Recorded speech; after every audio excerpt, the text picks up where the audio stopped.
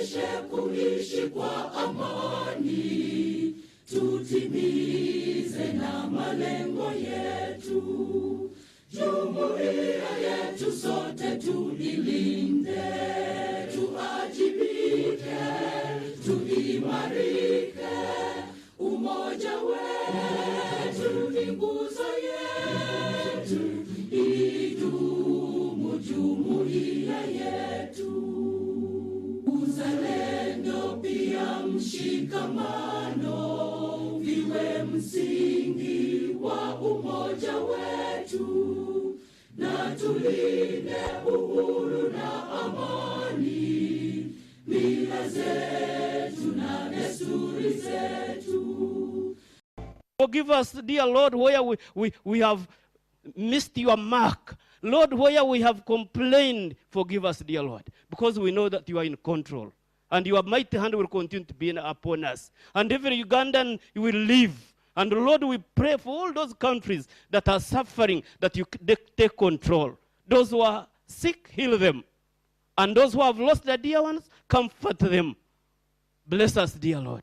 We commit this symposium into your hands. Bless us. Let your mighty hand continue to be here.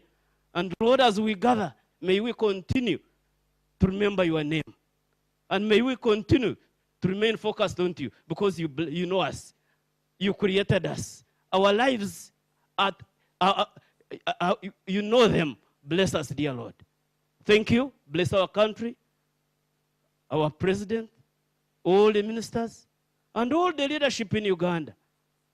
Bless us, dear Lord. As we remain here, be with us till the end. In Jesus' name we have prayed. Amen. Thank you, Reverend. Please take your seats, ladies and gentlemen. On behalf of ACODE, on behalf of the Ministry of Water and Environment, so allow me invite the Executive Director of ACODE, Dr. Arthur Beinomcha, to make welcome remarks. Arthur. The Minister of State for Water and Environment, Honorable Beatrice Anywa, the Chairman, Mbarara Local Government, Mr. Bamuturachi, who is also the Chairman of River Rwizi Catchment Management Committee. So, ladies and gentlemen, I greet you from the Advocates Coalition for Development and Environment. I'm Dr. Beinomcha, I'm the Executive Director. ACODE is a public policy research think tank. We work in Eastern and Southern Africa. We are based here in Kampala, and we are ranked as #1 think tank in this country and in Africa on a number of parameters. So we one of the leading think tanks in the world. And ACODE is a member of the Green Economy Coalition. The Green Economy Coalition basically is a coalition of about spread around the world that is saying that if we don't do something about the way we have managed the environment and natural resources, this planet is not sustainable. The planet, we need the planet, and the planet doesn't need us. We will destroy this planet, and already you can see. The locusts are part of the climate change. This coronavirus and all these things that are happening, the droughts, is part of the failures. So, ladies and gentlemen, I want to appreciate the Honorable Minister, and through you, the entire Ministry of Water and Environment, used to go green, the National Planning Authority, with whom we work to protect the environment and natural resources. We have actually an MOU. We've signed an MOU with the Ministry of Water and Environment, the Ministry of Finance, National Planning Authority. We had to conclude it. The military, yesterday, if you saw us, we were cleaning this city with the band. They were part of us. The military was involved. And some of them were here this morning, but we have scaled down because of the directive of His Excellency. You saw a Brigadier General here. They just left. And so we think that climate change is real. We think that we can do something about it. We think that we can transition this country to a greener economy that is inclusive, that is fair, that protects the environment, where everybody can be a winner. And that is possible. So ACODE is part of that green economy. And I will be making a technical presentation on that. So without taking much of our time, I want to honor you, Honorable Minister.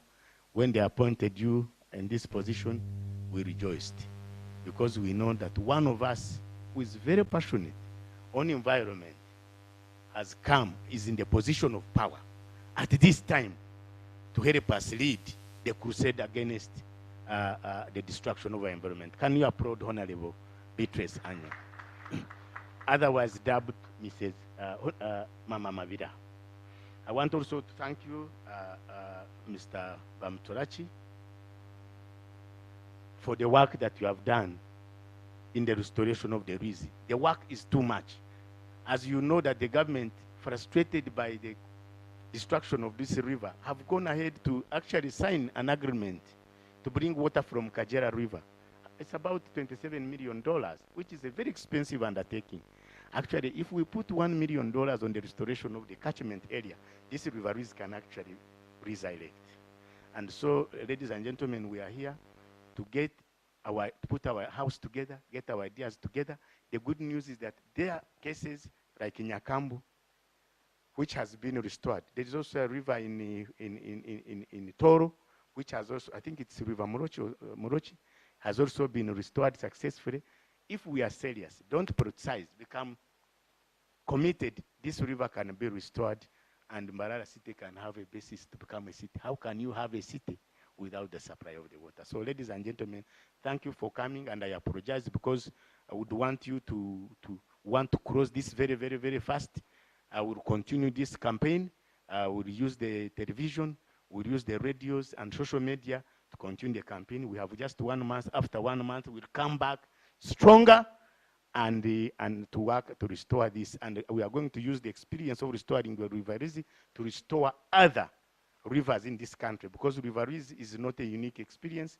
River Mporogoma, Kafu, Nyamamba, all these are rivers that are dying, and the experience here will use it to restore other rivers. Thank you very much for listening to me, and I want to hand over now to you, Morris, for we look forward to the fruitful deliberations. Thank you. Please clap for Arthur Benomcha and the team who've invited us here for this deliberation. So allow me now invite the chair of the district to come and make remarks, but I'll also request you, Chair, after your remarks, to invite our minister to speak to us. Chair, you're welcome.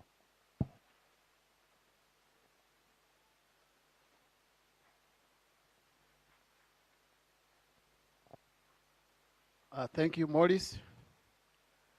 Our chief guest, Honorable Beatrice Anywa, Minister for Environment, our ED ACODE, Dr. Binomcha Arthur, with your team from Kampala and Mbarara. We have the senior ministry officials from Ministry of Water and the Ministry of Health. The River Rwizi Catchment Management Committee. Can you stand up for recognition?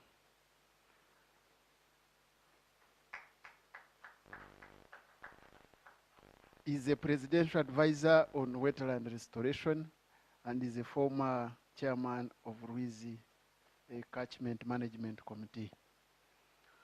We have the honorable local leaders present. We have district chairpersons present. Hueju is my YC. We have honorable councillors present. Can you kindly stand up for recognition?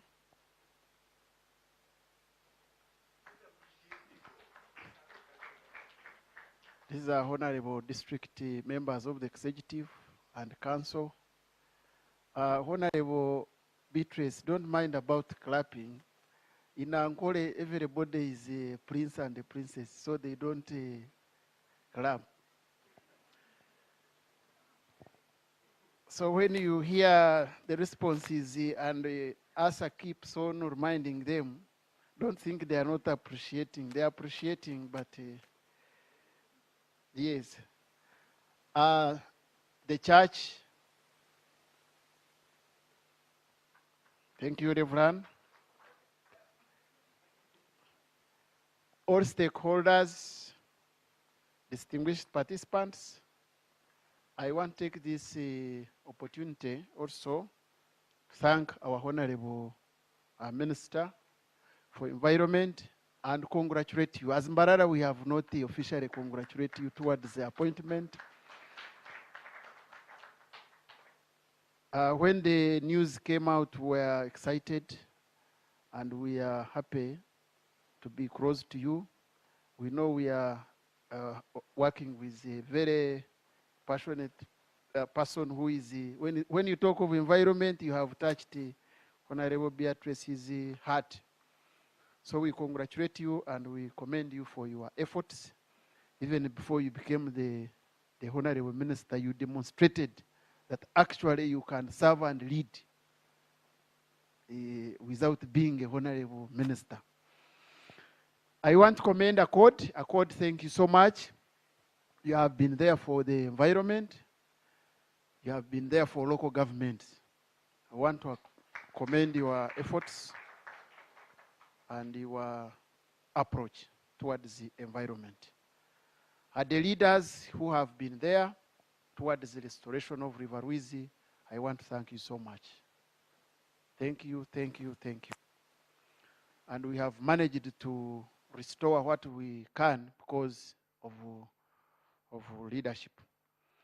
The Catchment Management Committee, thank you so much for your commitment. And the media, you have been there to expose these people who have encroached on our wetlands. You have been there almost every week to report these negative forces towards destroying our environment. I want to thank you, the media, and I want to appeal to you that keep it up.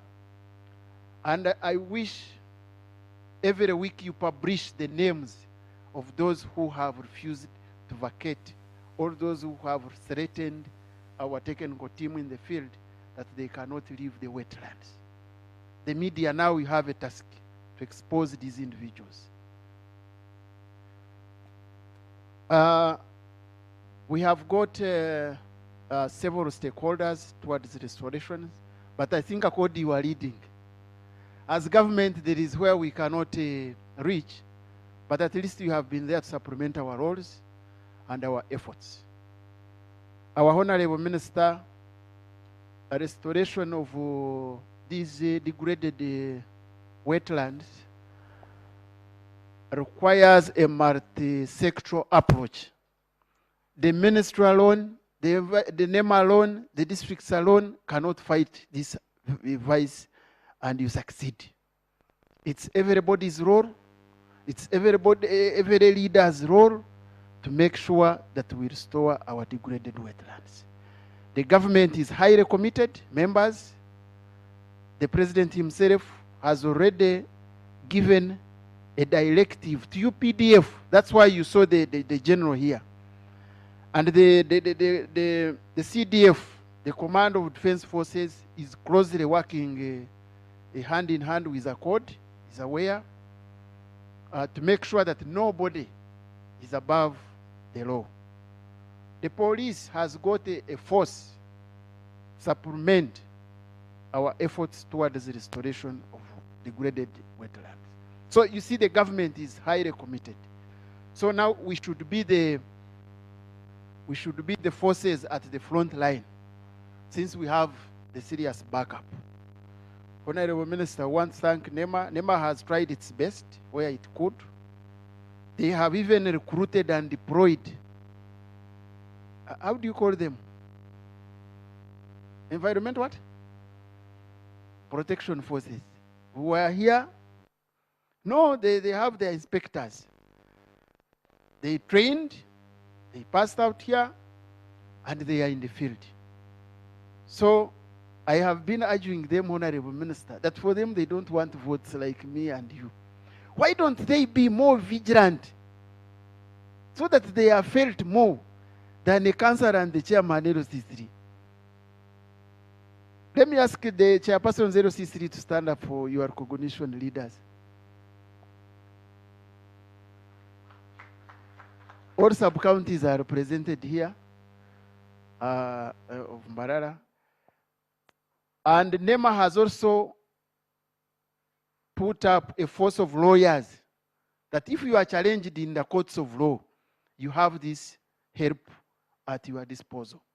So members, nobody should threaten you thinking you will incur or you will pay the lawyers yourself. No, NEMA has got lawyers and who are ready to support us in the field. Members, I want to assure you that River Rwizi is drying up. Those who are born along the Rwizi, these are not the volumes of water we used to have. And what is the cause? The cause is the wetlands, the bisharara. Abantu babimazireho babihinga. And when we are watching, the population keeps increasing. The population is not reducing. We are talking of having the cities. How are we going to have these cities without enough water? The Kajera water we are talking about, one, is at a high cost on government side. Two, you cannot rely on a river. Maybe with time it will also face the same consequences. So my appeal to every leader here is to make sure that at the end of the day, there is something that is recovered. My appeal to the technical team, the natural resource officers, the district, the NEMA inspectors, the police, my environment police officers stand up for recognition.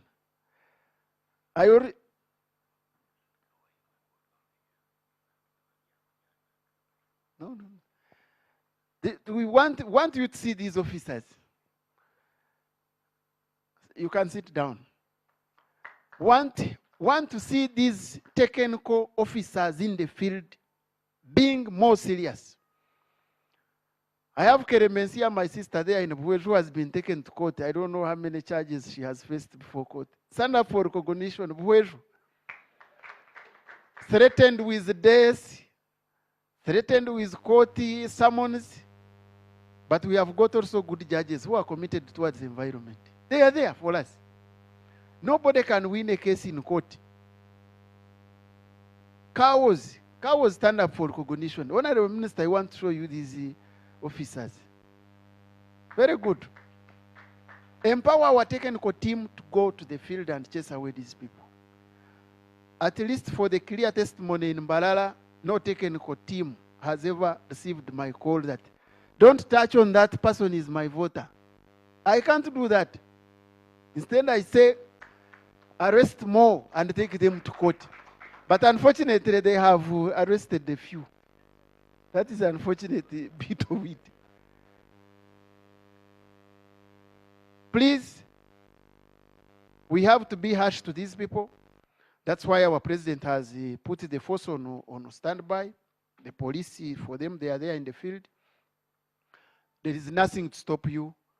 We are going to elections now, my colleagues in leadership. But let us support the technical team to do its work. But if you do well, God will always reward you. That's what Asa says. Because Asa is more close to God than some of us. So, abebembezi wakoraje mukama karuru nakora ki? Okwiha omuntu omukisharara kushisha obuhangwa is not a crime, and God will reward you for that. I want to assure you. Don't get threatened that ninzo mukarura abantu kambe mbarekire babe no bahinga. No. As a River Rwizi Catchment Management Committee, we are committed. I have seen here my Muteganda. Where is Mr. Deusi Tumusime? Where? This was the team which carried on the mantle, where we picked from. I want to thank you so much. I have seen Mr. Kalist here from the ministry, stand up for recognition. Mugisha, sorry, Ruiz. Kalist is his boss, he's representing his boss. He's our new manager. He's not new now. He's almost coming to a year. we have, the ministry now has decentralized services.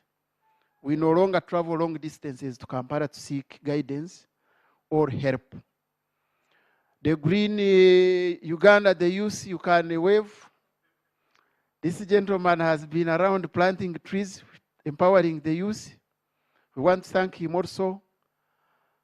Finally, we are supposed to have our symposium. We are supposed to have our water week. But because of this global threat, the coronavirus, we could not proceed with our water week successfully. But prevention is better than what? Than cure. We must support the presidential directive, which was issued yesterday at 5 o'clock. And for us in security, we have to enforce it. As leaders, we have to enforce it. Weddings, please, more than 10 people, you must arrest them. Burial, more than a family, close the family, you must arrest them. Meetings, no more meetings. No more champalis where you find 10 people gathering, drinking. You heard it very clearly from the president that as people get happy as they drink, amachwanteni gatandika kukora ki?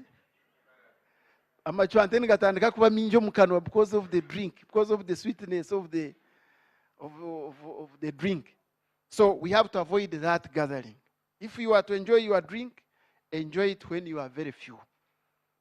Let us not politicize this directive. It is not optional. It is mandatory. My reverend here, share it with your colleagues. Today I was watching my church, Christ the King. They could not open today for 7 o'clock mass. So it's not a joke. So leaders carry on this information. The kakuyeges, if you are going to do your kakuyege, do it the other way around. But not where we have been meeting our masses. Engineer Mwanje, let me recognize you. You can stand up. Is representing our Ministry of Water and Environment at the region here with your team. With these few observations, dear participants, I want to stop here, calling everybody to be on alert, not until this global threat is handled. It has reached us, Honorable Minister. Rwandans are here. These are our sisters and brothers. We cross there on a daily basis. They cross here. Now their cases have gone to 4. Kenya, the cases have gone to more than 8 now. Tanzania, they have reported cases. I know we have been good at fighting the epidemic, but you can't be sure. And we have lost people, you remember, during even Ebola. I was in Bundubujo personally. So don't think you are special, and it has no cure. It gets you. The rate of survival is almost 0%. So we must be hard on it as Ugandans, and we remain calm, and let's pass on the message that is relevant for our survival of our people. With these many observations and remarks, let me take this opportunity and a singular one to invite our Honorable Minister, Honorable Beatrice Anywa, Minister for Environment, to come and officially communicate to us, and you flag us off. You are most welcome, dear Honorable.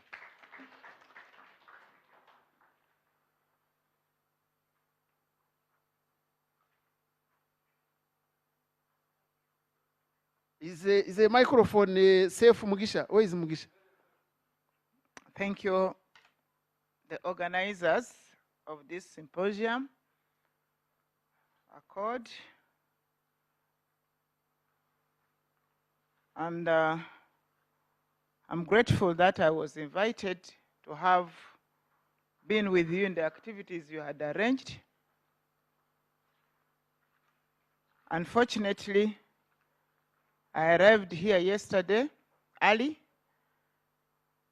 and we were expecting to interact with a number of stakeholders on the program my ministry had arranged in partnership with the ACODE, with the Go Green, with the local government and other stakeholders. Today we were supposed to have over 300 participants.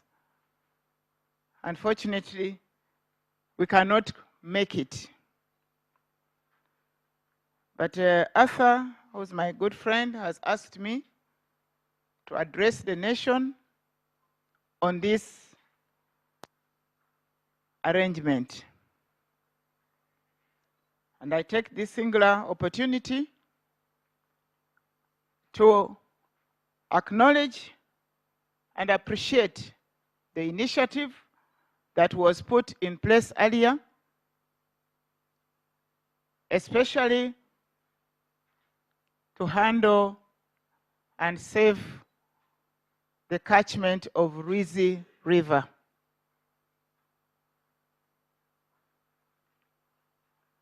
My president, His Excellency the President, by 5, he had addressed the nation and put in place restrictions. But allow me, for the sake of viewers across the country and beyond, to highlight what we expected to have gotten involved as we try to save River Rwizi. It could not be only the only project, but today we are up in arms, we are up in unity to see that all efforts are addressing saving River Rwizi. River Rwizi is one of the main rivers which is running through many districts, right from Uweju Hills, and as it reaches Mbarara city, it is heavily degraded and polluted. And we found that as we are preparing to have the green city of Mbarara and others, this vital resource is at stake. The water levels have dropped due to activities of the people. I'm informed and I'm aware of the activities, interventions by various stakeholders, including Mbarara local government and my ministry, which has an office and enforcement from NEMA. But we need to involve more stakeholders on board. We need to do more than we have done. And that was actually the purpose of this symposium. We wanted to take that chance to sensitize fellow Ugandans. We have those who have undertaken to go green. We have the youth. We have those who are innovative, who are responding. And we wanted them to come and showcase, probably to could act as an example for many to undertake. Unfortunately, because of His Excellency the President's pronouncement, we have not been able to interact with those stakeholders, and they are not able to showcase. However, I call upon all Ugandans out there that in the near future, we encourage you to make arrangements of such a symposium, and we encourage ACODE to resurrect it so that the objective is captured. I'm aware that the youth, I think a month ago, the Go Green youth, we participated in the walk against kicking plastics out of the country as one of the polluters of our environment. And they continue inspiring the youth. So the youth across the country take leave and replicate what this group of youth are doing. I just want to reinforce what His Excellency has put in place for the good of the country. We are faced with a problem, health problem. The coronavirus, people used to think it is far away. Others were joking that, you see, Africans, we are very strong. We are now caught up in the middle of it. I strongly ask Ugandans to stick to the guidelines. We have shown you by example, by canceling the symposium we are supposed to have today. And those who are watching on television, we expect Ugandans to comply to save the mother country. We are aware there are relatives who sneak in from abroad. His Excellency highlighted this. We are not preventing relatives coming back home, but please let them have some isolation for 14 days. It's for their safety and the safety of their loved ones. And if you have your relative who has sneaked in, please take the responsibility and alert the authorities so that they can have some sort of isolation and screening. Coronavirus effect is devastating. Personally, I have relatives abroad and I've told them to keep indoors. My brother in Italy has been indoor for the last 3 weeks with the children. My son, with his family, they are indoors. I cannot go to see them, they cannot come. Let's all of us take this as a serious issue. Please don't greet. Africans, if you don't shake hands, it's like you have not felt your colleague. Others, if they have not hugged the loved one, they have not felt the temperature. Others across the board, like our brothers and sisters in the eastern area, they keep on with Marwa telephoning. Please save this country. Buy your own Marwa alone. I don't know how safe it is. And take it. The youth, the kissing around and merrymaking, please save your lives. Funerals, we have given guidelines as a government. Schools have already, by Friday, we expect the schools to be closed. This is for emphasis of those who say we did not hear or we did not see. Don't wait to see. Act now. We expect control. Ugandans, we are praised across the globe for resilience. We have been tested many times. I'm a Christian. I believe God is also still giving us a chance to say sorry. The locusts have not subsidized down. We have been running around to address that, but this one is the worst. At least the locusts, we shall see them coming. But this one, fellow countrymen and women, we are not going to see it, but we are going to feel it. So today, I couldn't leave Mbarara without at least addressing the nation from this part of the country, and more so those who are struggling to save the mother environment. It's a recommendable work, ACODE. We look forward partnering with you.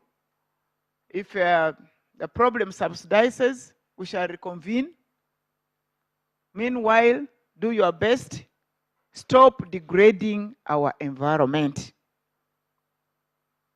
In the near future, we shall not want plastic use in this country.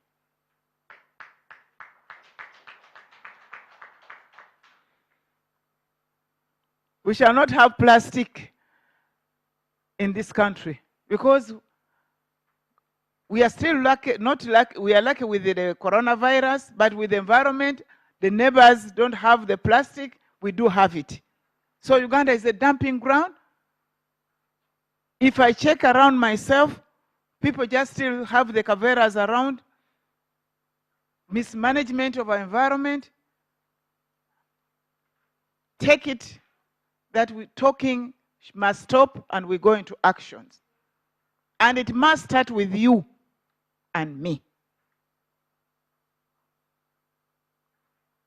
ACODE, once more, thank you for this. I thank our development partners who have given us a hand. Today should have been a very colorful day, but we are also saving lives, and they are aware of that. We ask you to continue partnering with the government, especially on environmental issues, sensitizing our people to have behavioral change. And those who are scientists, who are innovative, don't get tired. Let's see what works for Uganda and save our country. I want to stop here because I need also to go and protect myself. But the message remains for the whole country: keep safe. All the local government, all the security personnel, all Ugandans implement what His Excellency the President has given to this country to save us. We don't have the capacity, but even those who have the capacity have not been able to. I saw on CNN, they said Americans are not in control and nobody is in control.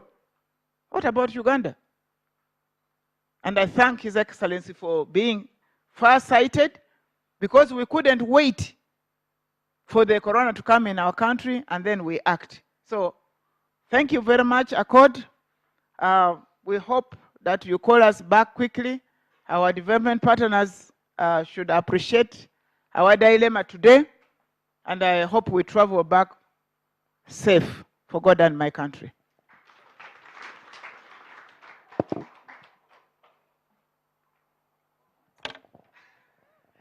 Another round of applause, ladies and gentlemen, for the Honorable Minister.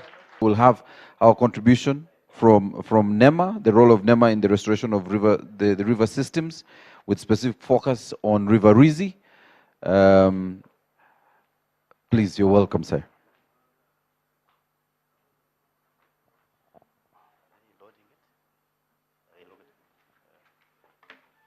Good morning once again, ladies and gentlemen.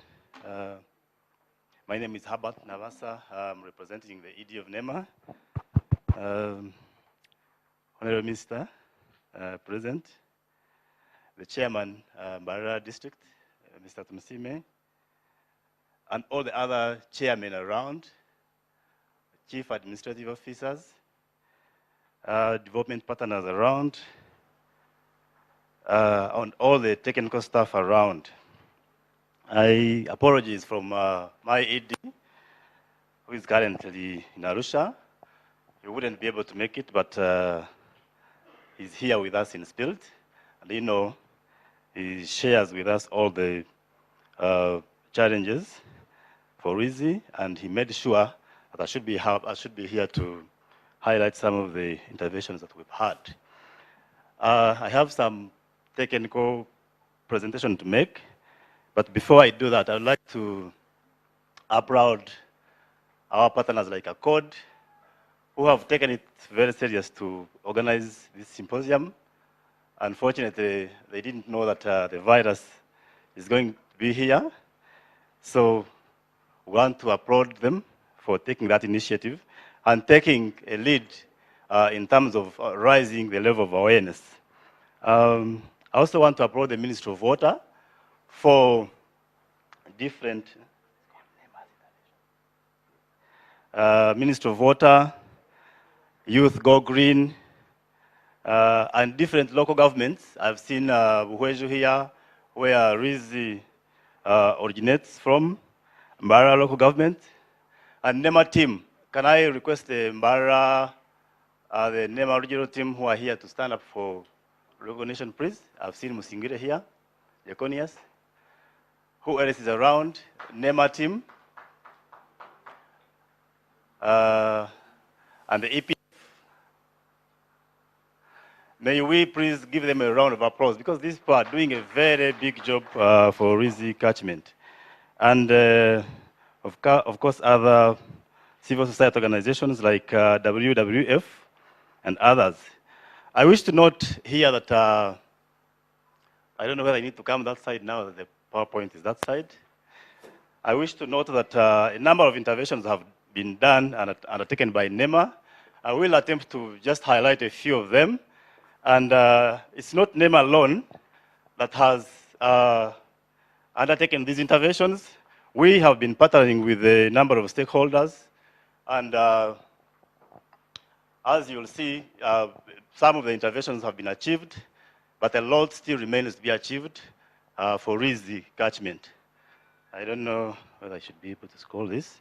So in terms of background, most of you now know Rwizi, and there isn't need to highlight a lot about it. So I simply just highlight a few issues that relate to the background of Rwizi and its catchment. Some of our interventions that have been undertaken, the approach that we use it, and I will just show you a few of the pictorial interventions that we have undertaken, and the current status, and propose the way forward. Just to highlight our mandate, of course, NEMA is a national agency mandated to coordinate, supervise, monitor, and regulate all activities in the environment. But we do this with the lead agencies and other stakeholders. We don't do this alone. That's why now you see ACODE and other players are here, and they're doing quite a big job. Rwizi originates from Buhweju Hills. Those hills, if you know them, they're called Bisia.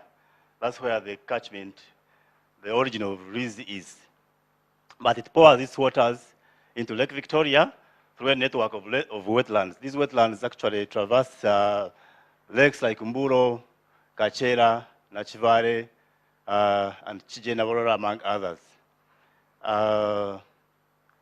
And so a number of districts are participating or are sharing in the waters of River Rwizi.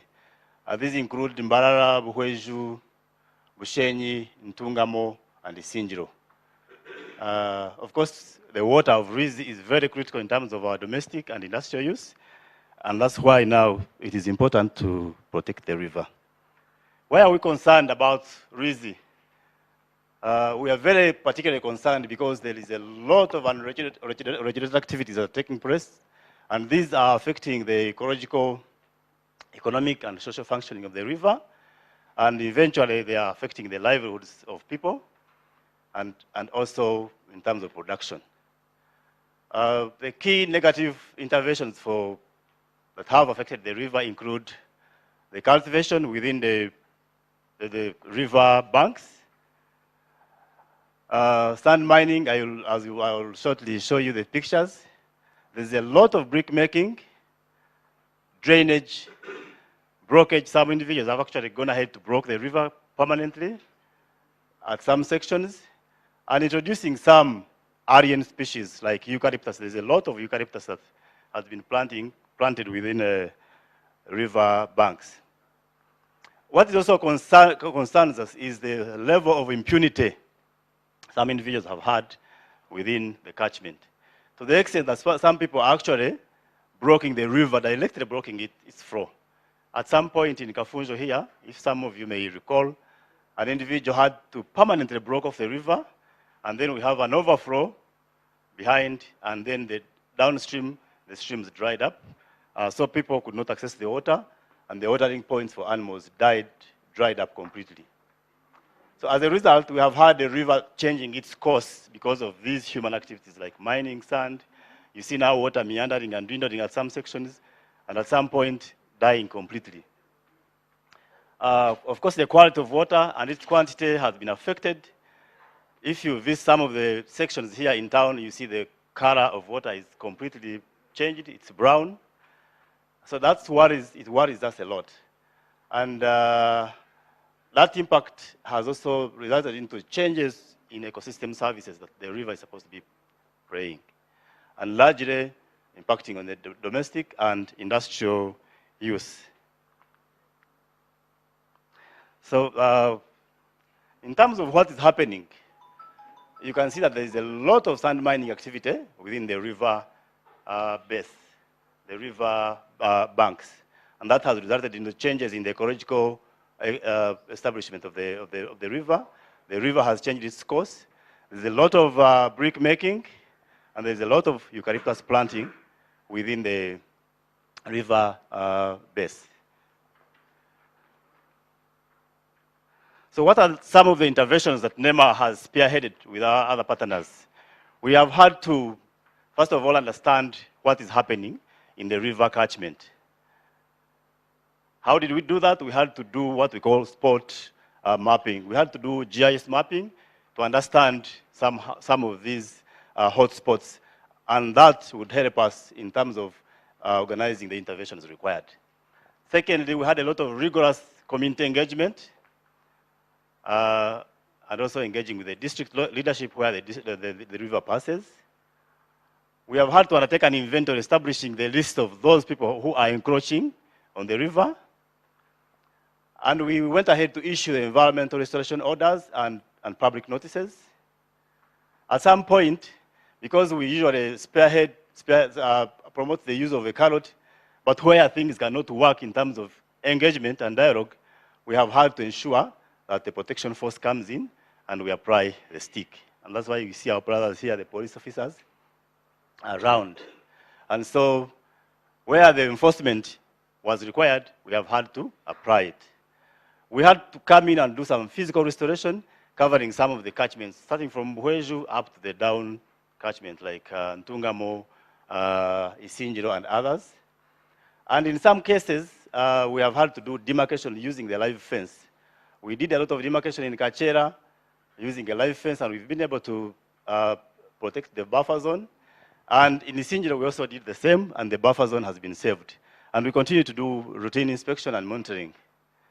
Of course, I mentioned earlier that our other prayers, like Ministry of Water, civil society organizations, district local governments, and CBOs, have also been playing a very big role in saving the river.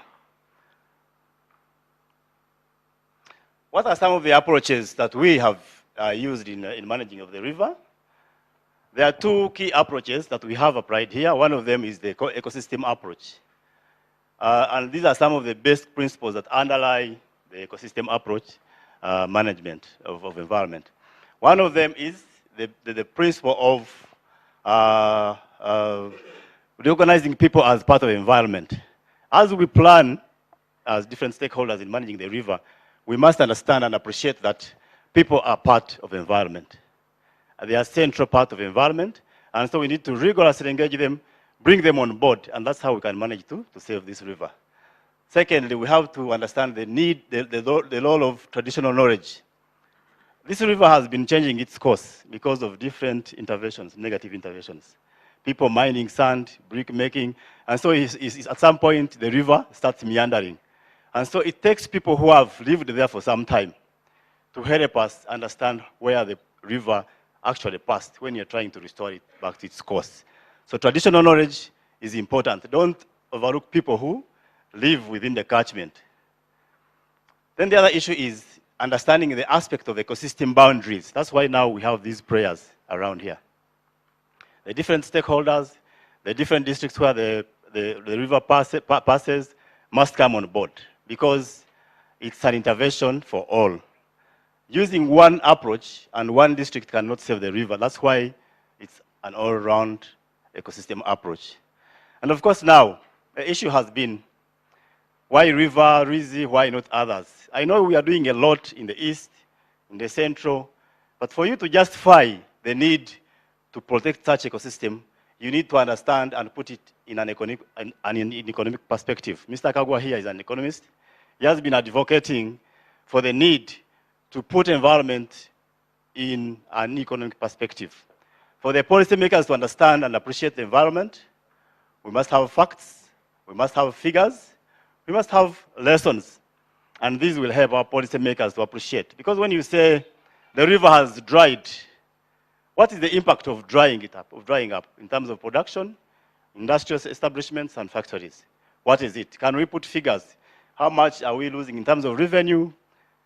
I think ACODE here has a role to play in terms of policy. They have to try and put this into policy perspective using figures, because figures speak a lot.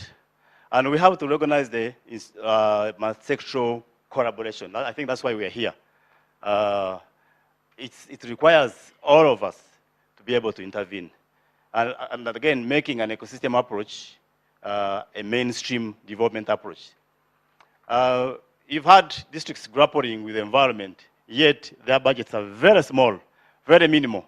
The Department of Environment currently is living on a very mega budget of about maybe 1% when you look at the district expenditure, 1 or even less than 1.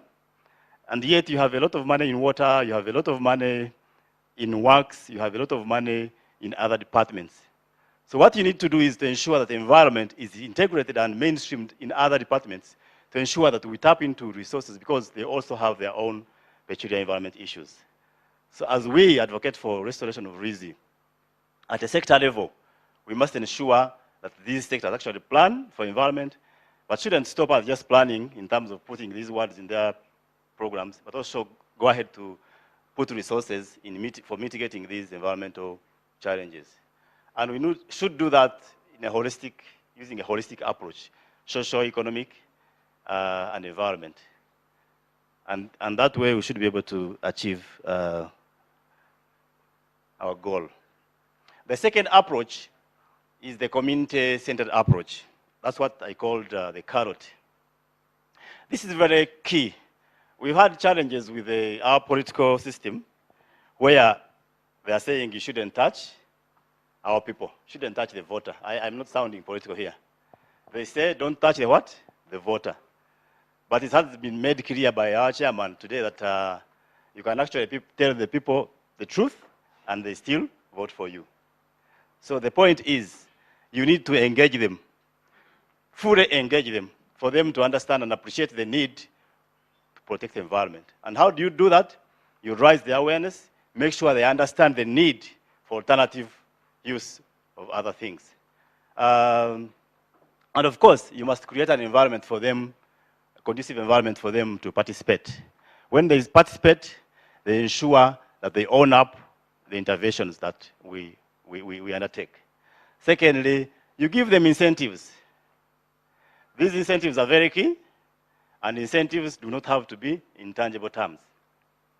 Even awards, we've been doing annual awards on World Environment Days, awarding excellency in environment management. Somebody who has stood out should be recognized in the community, and that will go ahead in changing the neighborhood in terms of the way they engage with the environment. We also need to focus on a win-win situations. Win-win means that, these people actually are resource users. They live near the resource. So if you use a lot of force, when you leave, what is going to happen? When you leave, they will go back and even do the worst. So win-win means that you agree on a phased approach. And in some cases where we have applied this, it has actually worked. Take, for instance, the demarcation of Lake Nachivari. The lake had almost died. I've seen the former senior environment officer here. We did a lot of work in Nachivari using a win-win. The law says 200 meters, but you cannot go in for the 200 meters alone at once. It's not possible. That's a lot of land. And we're not saying compromise the law, no. You work out an approach that you phase out your interventions. So we agreed, can we first remove people from the 50 meters?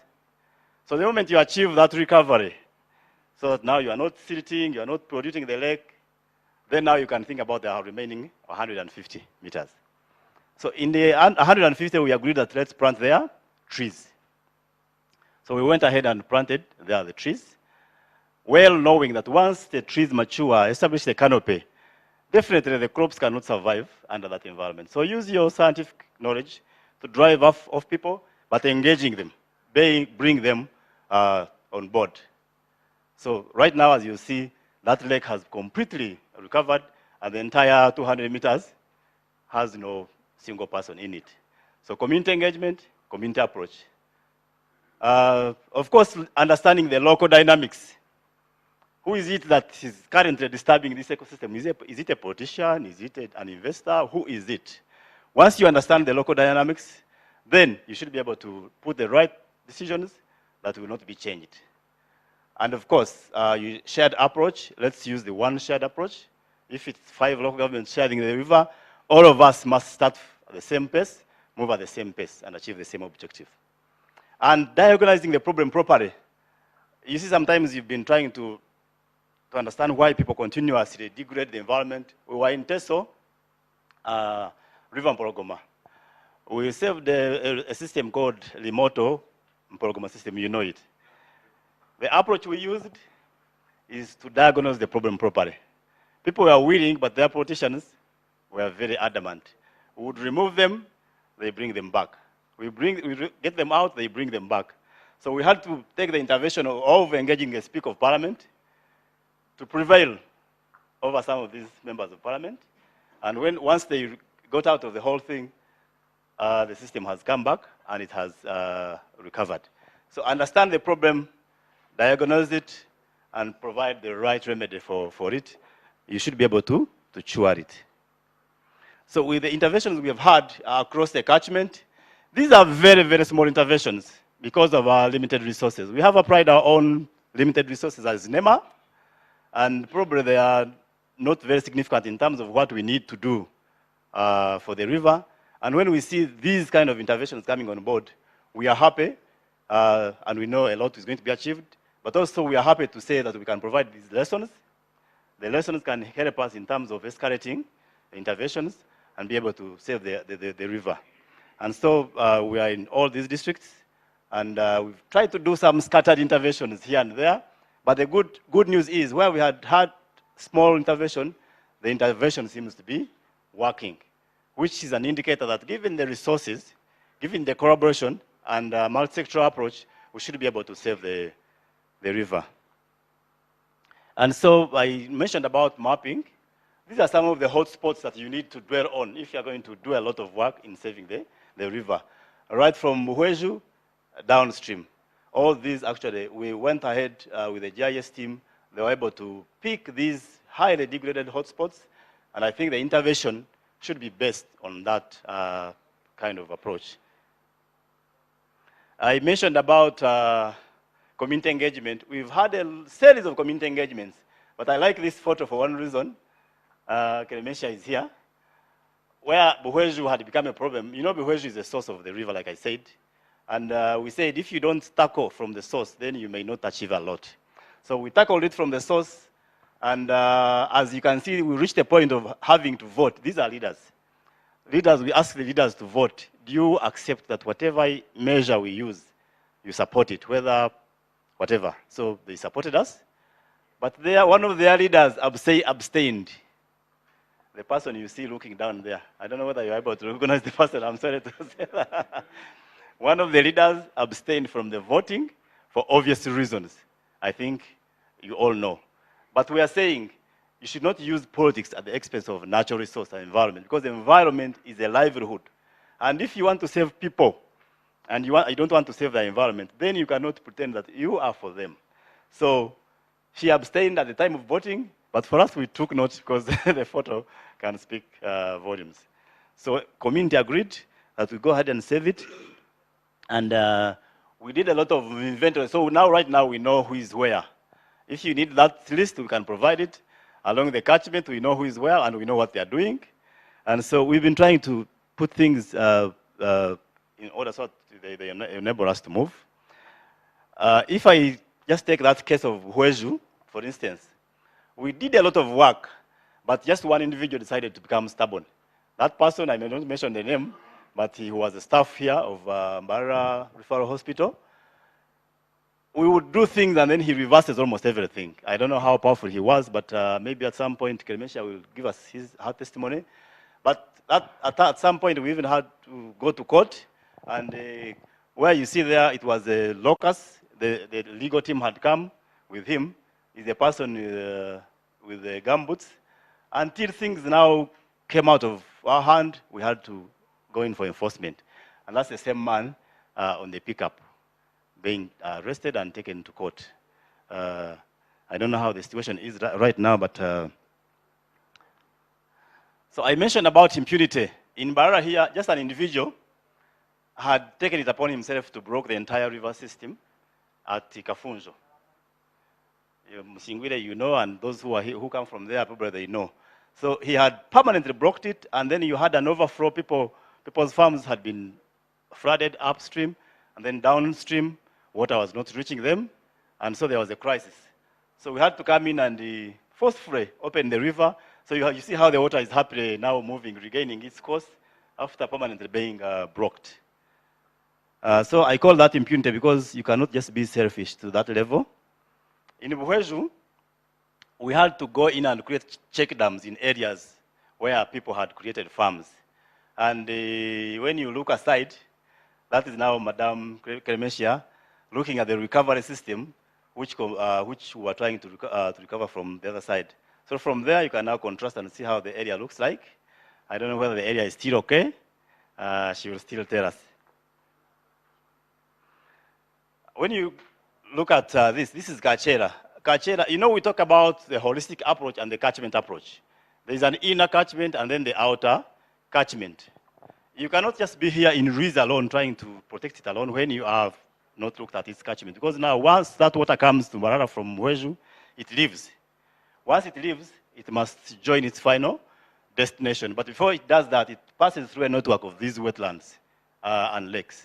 So if you just look at the lake, the river alone, without looking at its immediate catchment, then you are not doing a good service. That's why now we even had to bring Lake Kachera on board, and we were able to remove people from the 200-meter protection zone. As you can see, those are gardens. Now that's the community I talked about. They are engaging in demarcating the river, the lake themselves directly. And after 1 year, this is how the lake shore looks like. It has completely recovered.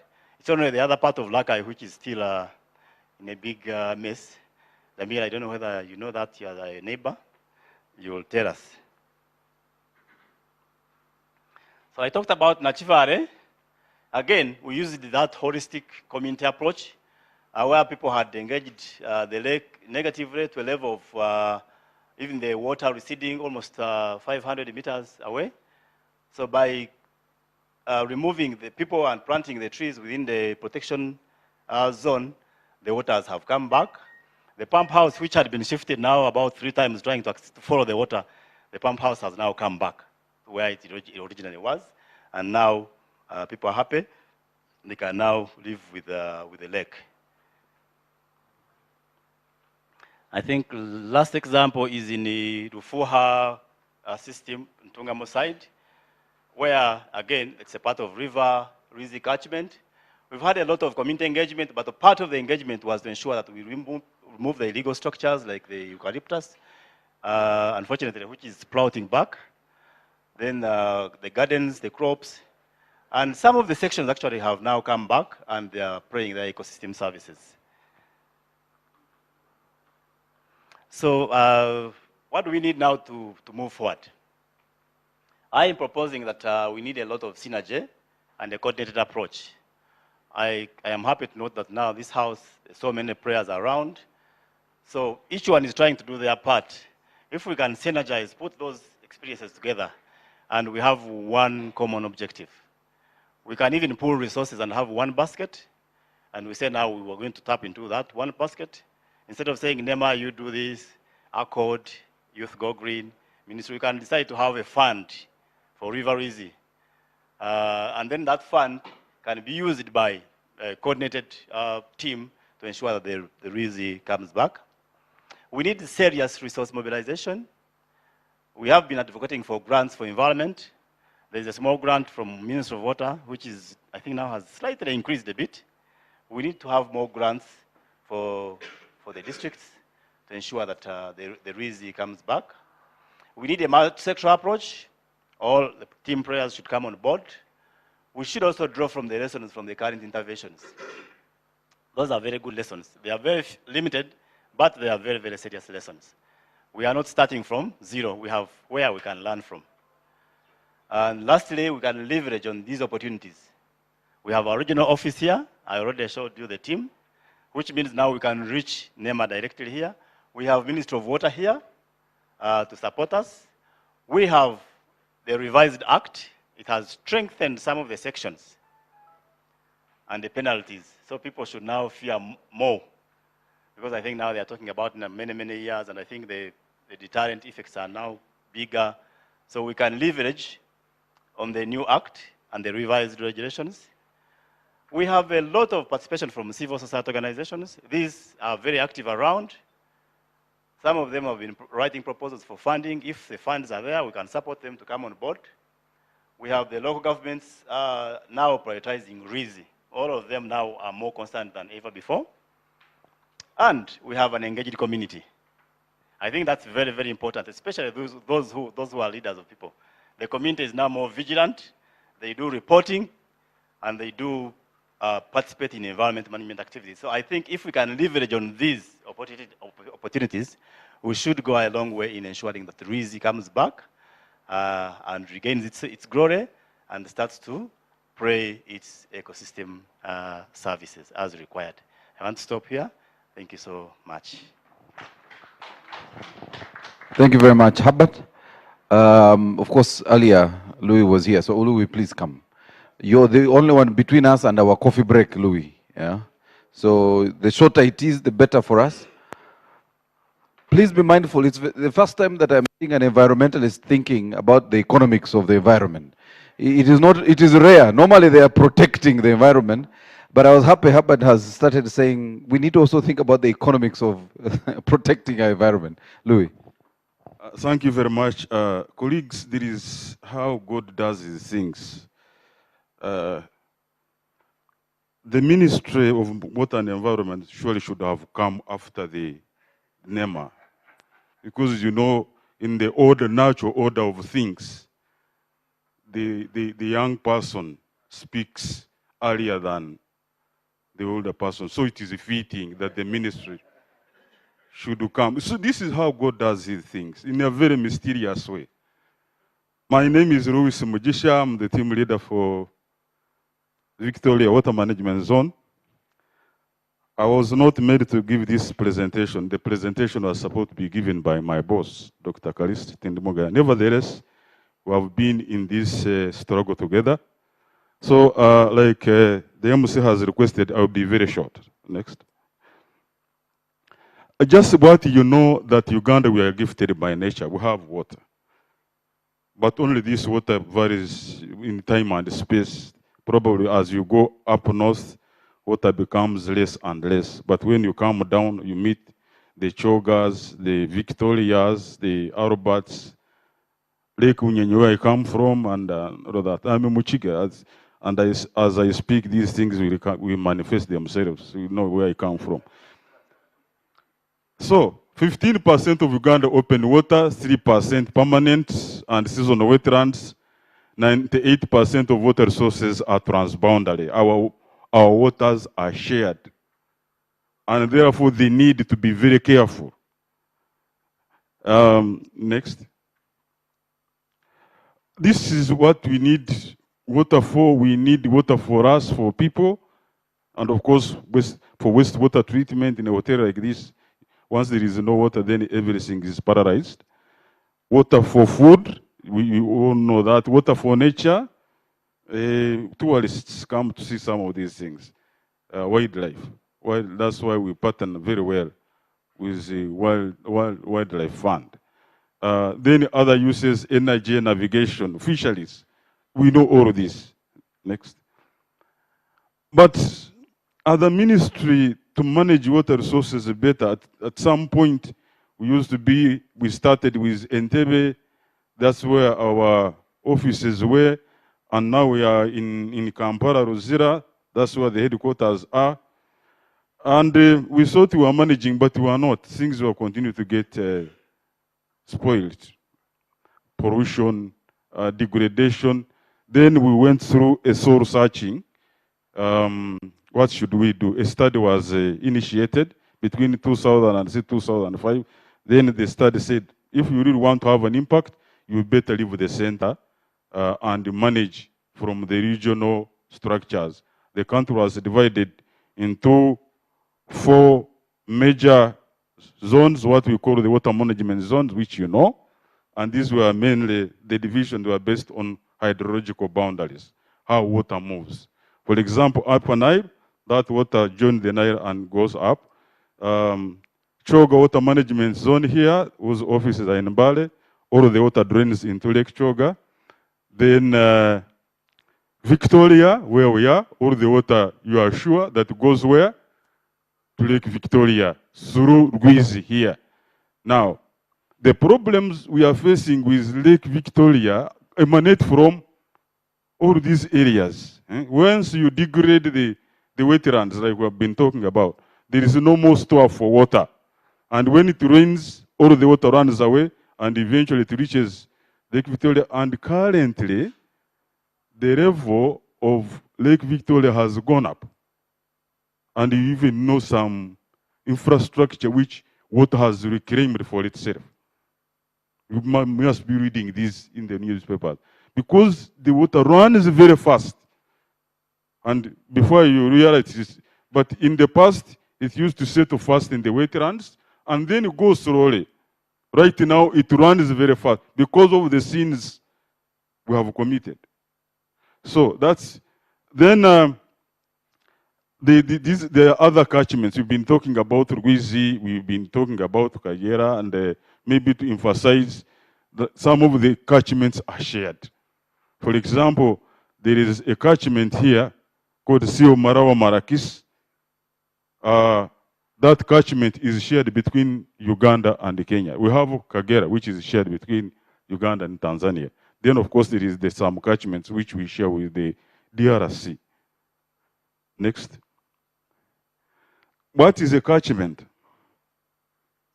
In the layman's language, it could be looked at as an area which catches water, if I to remain true to the word catchment, and then allow it to go through a common exit. Catch water, then allow it to go through a common exit. So a typical catchment like Rwizi, for example, what does it say? It could be, the red lines refer to the boundaries. It has distinct boundaries, what we call hydrological boundaries.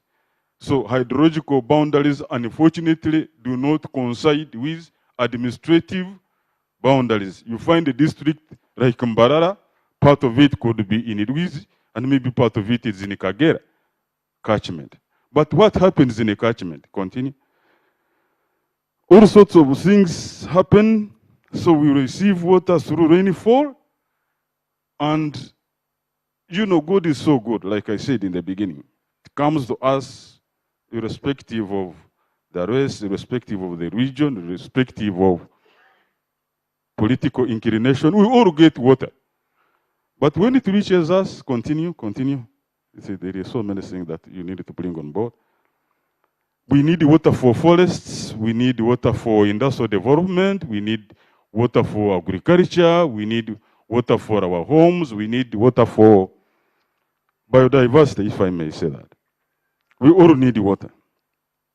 No, before that, go up. So, all sorts of things happen in the environment. You find there government institutions, or maybe you may find that there is people who are looking for water for irrigation.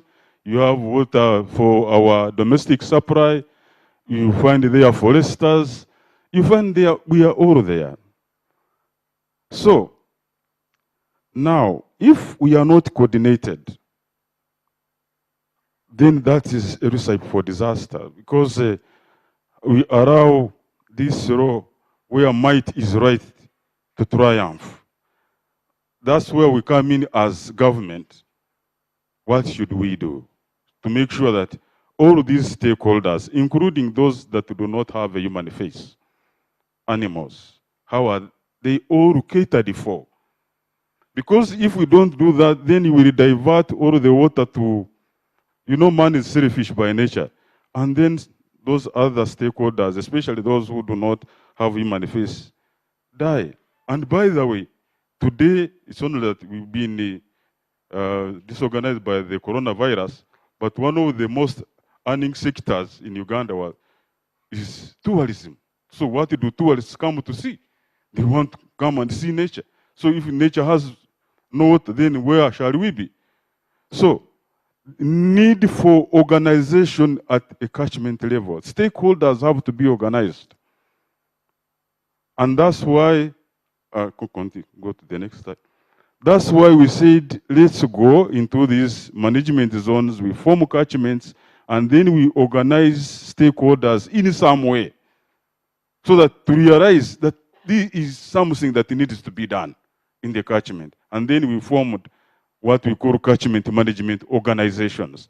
And what does the catchment management organization, the structure is that you have to have a catchment stakeholder forum. That's a big body, but out of that big body, you get a lean structure called the Catchment Management Committee. Then you have some people to help them with secretarial work, what we call the Catchment Secretariat. You know all these things. We've been talking about these things from time immemorial, and that's why I want to rush. Continue.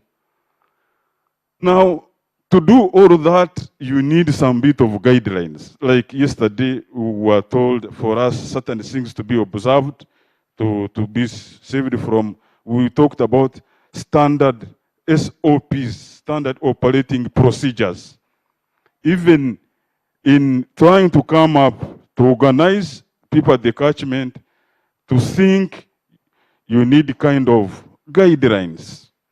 And we came up with the guidelines to guide stakeholders to prepare activities in their catchments in what we call the catchment management plan.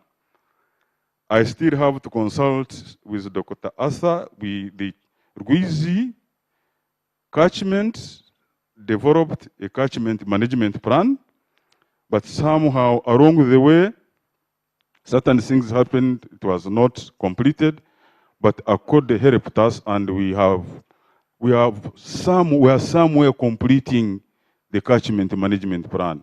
And we had hoped that in this symposium, this catchment management plan will be launched. I don't know, maybe it could be an activity for later.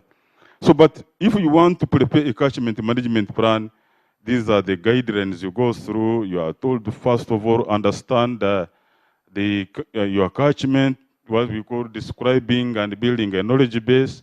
You must know how much water you have. Then you need to know who are the stakeholders. Then once you've done that, you study what is in the catchment, what are the issues in there, including things that you can make your work easier. Stakeholders, for example, well organized. All of those things need to be understood. Then once you've done all of that, you organize stakeholders in some way, like I said, in catchment management organization. Then you take them through how much water do we have, what are the issues are we faced with, then how do we then proceed. Then you take them through a visioning process. Then they develop what we call strategic objectives, and then from the objectives, you get what probably we even call options and scenarios. That is under stage 4. Then after that, everything is tested scientifically, and then you get what we call a catchment management plan. Next. Yeah, this is when you go into the catchment management plan and the options. These are the possible intervention measures you can, for example, come up with. If where water is very scarce and stakeholders might say, okay, we need a valley dam here, we need a reservoir here. Maybe again, you can also think about rainwater harvesting, gravity diversion, all sorts of things, wetland restoration. But this is through an interactive process. Stakeholders know what they want, and you should listen to them, and then help them to come up with these ideas. So these are indicative options that you can easily get in a catchment management plan. Next. We have done that process of engagement, of coming up with the catchment management plan in a number of catchments in the whole country, including Rwizi here. We have had such kind of engagements and coming up with plans in Aswa, in Victoria Water Management Zone. We have in Rokok, Rokere, Awoja, Mporogoma. Around 15 catchments have already been catered for. The catchment management organizations are there, including the catchment management plan. So we are moving. Next. Rwizi. Rwizi, the information available is that we have water. We have enough water. You may not be having it down here, but we have water. But then what is the problem? When you go to upstreams part of that catchment, in which we've talked about it, people will tell you there is water. And those are the districts, before I go very far, that make up this catchment. Buweju, Shema, Bushenyi, Ntunga, Mombarara, Isinjiro, Chiruhura, Diantonde, Rwengo, Rokai. Which one is missing? The new ones. Rwampara. Which other? So this one, this we needed to update this presentation. So now you have the upstream part of the catchment water is there. The challenge is the storage of it. All the wetlands there have been completely destroyed. So there is no more storage of water up there.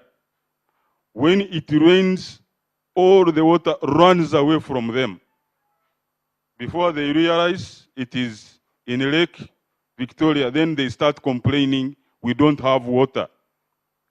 The fact is they need to be clever to tap to make sure that this water remains with them for some time. And as it remains with them, it goes down and recharges groundwater and even river systems. So there it is. Then, of course, yes, continue. This is the study I was talking about. And there is a statement here which says surface water flow alone is able to meet 15 times the projected demand by 2035. In other words, there is water. The problem is our activities as human beings, selfishness.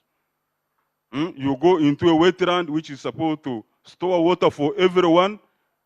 In another language, they call wetlands common goods. But then you have individuals, and especially the rich, attacking these wetlands and tearing them into shreds. And then they leave the poor to suffer. You get it? The problem probably of this country, when you analyze very well, could be coming from the people who know what to do and yet do not do it. Somebody who goes into this wetland to destroy it knows he has the money and everything, destroys it. So somebody who was getting water from a wetland, somebody who was getting grass to mulch, no longer has a source. So the food security becomes a problem. Continue. So there was a study that was done, the water risk and sustainability assessment. This is what unearthed all this information. It says catchment to receive sufficient rainfall to support demand, like I had said. However, the catchment has a very low water retention capacity. I've already talked about as well. Flash floods, because there is no storage facilities, become the order of the day. So there is a recognized need for water storage in the catchment. As long as we don't do that, we shall come here, talk. You know, Ugandans were very good at talking. But as long as this issue is not addressed, you want to come here down in Mbarara, remove the water hyacinths, do what? But as long as you don't address that issue, we shall come here, even some of us will go, other people will come after us. But as long as that issue is not fixed, we are just joking. These are my words. So, this is the study. It says there is enough water, but when it rains, the flow, it might be too scientific. The flow goes up. We have a monitoring station here. When it rains, you have a flash flood in a short minute because all the water is running away from you, and then after that, the flow subsides to a meager level. That's in brief. We can summarize that study for you.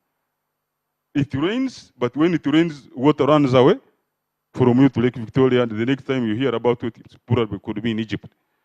And the Egyptians say, we thank you very much, because they need water for irrigation.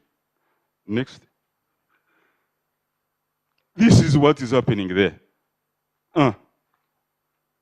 This was a wetland. Even NEMA has, you talked about it. All these stores, nothing turned into a garden. Yet God created these resources for a purpose. Why do you think we are suffering from coronavirus? We want to create the world in our own image. Maybe. Because we are moved away from the way God designed things. In a good way, because he did some good work. Those who read the Bible like me, when he had finished creation, he was very happy. And he took a deserved rest. Because he was very satisfied that the way he had designed things. And then later on, when you read the Bible down there, you meet Adam and Eve, and then Eve is wandering around the garden. He meets a devil. He says, is it true? Then you start dialoguing with the devil. So this is the situation. As long as we don't fix these problems in the Rwizi catchment, and then we retain water, we are joking. Next. Then, of course, once you come from Weju, which is the upstream, you come in the midstream. Then you are met with all sorts of problems. People who are discharging, should I use the word feces? Yeah, let's be open about these things. Into the river, knowing that there are people downstream who are waiting for water to drink. Then industrialists who do not want to treat their waste. Here I found here a culture of not mentioning.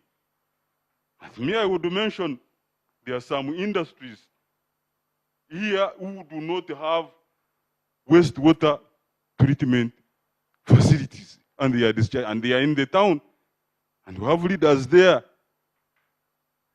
isn't it? They are there and you want to become a city. So you meet all these problems. Brick making around in the buffer, then all those things around in the midstream, mainly characterized by Mbarara town. Next. Then as you head toward the Lake Victoria, you meet this biodiversity. These things fetch us a lot of money for the country. These zebras, then these other birds. You know that people come all the way from Europe to come and see these things. And they pay money to this hotel, for example, if they sleep here. There is some other money we get from them. Now, if we allow them to be threatened, we are shooting ourselves in the foot. And then we want to develop. We have the National Development Plan 3. We are talking about Vision 2040. And these resources are not being protected. It's like I was on somewhere. You have been given a weapon to go and fight. A war, like a gun. But along the way, you throw away the gun. So how are you going to fight? How are you going to win that war? If the very means of you winning the battle are being lost, the water is nowhere, these things are threatened. Next. What have we done? Is this about lamentation and all that? Not like I said the other time, Ugandans they say, for God and my country, we read the Bible very much. But there are two books, Lamentations and Acts. We tend to read too much the book of Lamentations. We don't work. We come here, talk about problems. We don't work. So we should now move away from lamenting, from the book of Lamentation to the book of Acts. Are you with me? So what have we done at the ministry? Together with other stakeholders, NEMA, Coca-Cola had said, River Rwizi, the private sector, we have brought them on board because there is a huge and immense contribution they can make, especially those whose business rely on water. Tell me, River Rwizi, how you are going to survive when the Rwizi dries. Tell me, Coca-Cola, how you are going to survive when there is no water. National water, aren't you almost running out of business if you don't invest in these initiatives? So we have brought them on board. We've talked about Nyakambu wetland. When we were starting our water week, water and environment week activities, we said we are not going to start lamenting. Let's go and get an inspiration. This is like our maker. We went there, we looked at what the people did. People had really destroyed the wetland, but they were preached to, like the way Jonah preached to the people of Nineveh, and they repented. And the wetland is now flourishing. We were there. We were there with all these stakeholders. Thanks to Coca-Cola and thanks to GIZ together, and of course, NEMA and the ministry. So, next. This one, there is also some work being water and conservation technologies, mainly to take care of the flash floods. You need to retain water for some time in the catchment. So, and we are also trying to encourage tree planting. Our main reason why we plant trees in our directorate probably may not be so much for drinking water, but we want water to be retained in the environment. It's only when it is retained in the environment that you can access it for drinking. Otherwise, if you allow it, what will you drink? Of course, with that, we also tell people, you need soil. It comes in as a bait. Now, most of the time we are giving away our soil, and Uganda is an agricultural country. Isn't it? And we are busy giving away our soil. I come from Kabale. These people, the food insecurity that is there, because of over time having allowed the soil to run away from them. Now they are, when you move around, children who are emaciated, who seem not to have eaten for days. And how can such a child go to school, run, then go to wherever and come back and bring the food back home, start competing for the national cake? How will it happen? So next. So this is what we've been training people to do, stone bands. These stone bands will not allow water to run away from you very fast. These are simple things. This is not rocket science. It's only people need to know that these things deliver the goods, they get organized, and then they start working. They go away from Lamentations, the book of Acts. When this was done, you can see this is a steep hill. Water was just running away, but then water started going down to percolate into the soil. And this spring had completely dried. But just because water was allowed to go into the soil, it started recharging this source. And people who had given hope of water, water started coming back, and they thought it was a miracle. No, it's not a miracle. It's just understanding what to do, and you do it. Next. Yes. This is in Irubara. You can see for yourself. These water sources are completely dried up. well, including, I think, the wetlands, but then we went there and engaged the communities, of course, with the help of stakeholders again, and they started doing something. Can we go? Yes. Can you go into your banana plantation, put there structures that can retain water for you? Huh?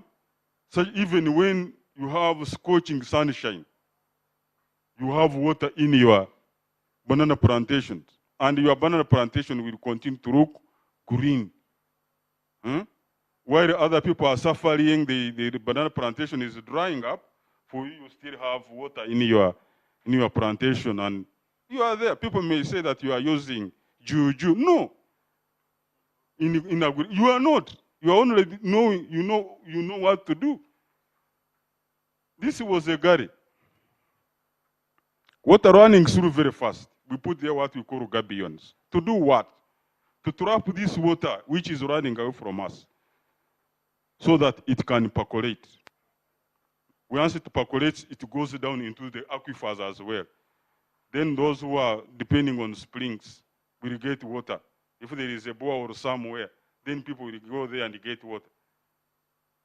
This is what we've been doing, moving away from lamentations to acts. Next. We attempted to do something. Actually, we did it. The buffer zone of River Rwizi. The law is very clear. The law. But like the NEMA official said, we have lived in impunity for a very long time. To the extent that we think that impunity is the norm, the normal way of doing things. The law is very clear. And why is the law is there? To protect us. I've been moving around with my colleague Musingwire Jeconius, who is now the NEMA Southwestern representative. I've used his natural gifts of the oratory skills. I'm not as a good speaker as him. And he knows the local language. Me, I've been away from this region for a very long time. My language, my local language has started suffering. So I said, let's go. There is a project we are implementing in this, mainly in the Kajera catchment, called Eureka. It has an element of wetland restoration. So when I was there, we were trying to say, now, there is a law. The Constitution is very clear. But even the Bible is there. For me, I will not tell you I'm a Catholic. There is what we call the Catechism of the Catholic Church. It's very clear on the environment. Whoever wants to find out, go to the Catechism of the Catholic Church, point 339. Very clear. So if you are a Catholic and you don't believe in the Catechism of the Catholic Church, who are you? The Pope has written an encyclical in 2015, the Laudato Si. It's very clear. Now, that helps you to capture the minds of the Catholic faithful. Then the law and everything. I remember there are people who had come ready to fight because we had invited them. They had come with the petitions. As we went through all that, the Laudato Si, the Catechism of the Catholic Church, the why God is good, why government is also like a mother. Then he went to the letter of the law. They said, you have understood. They confessed.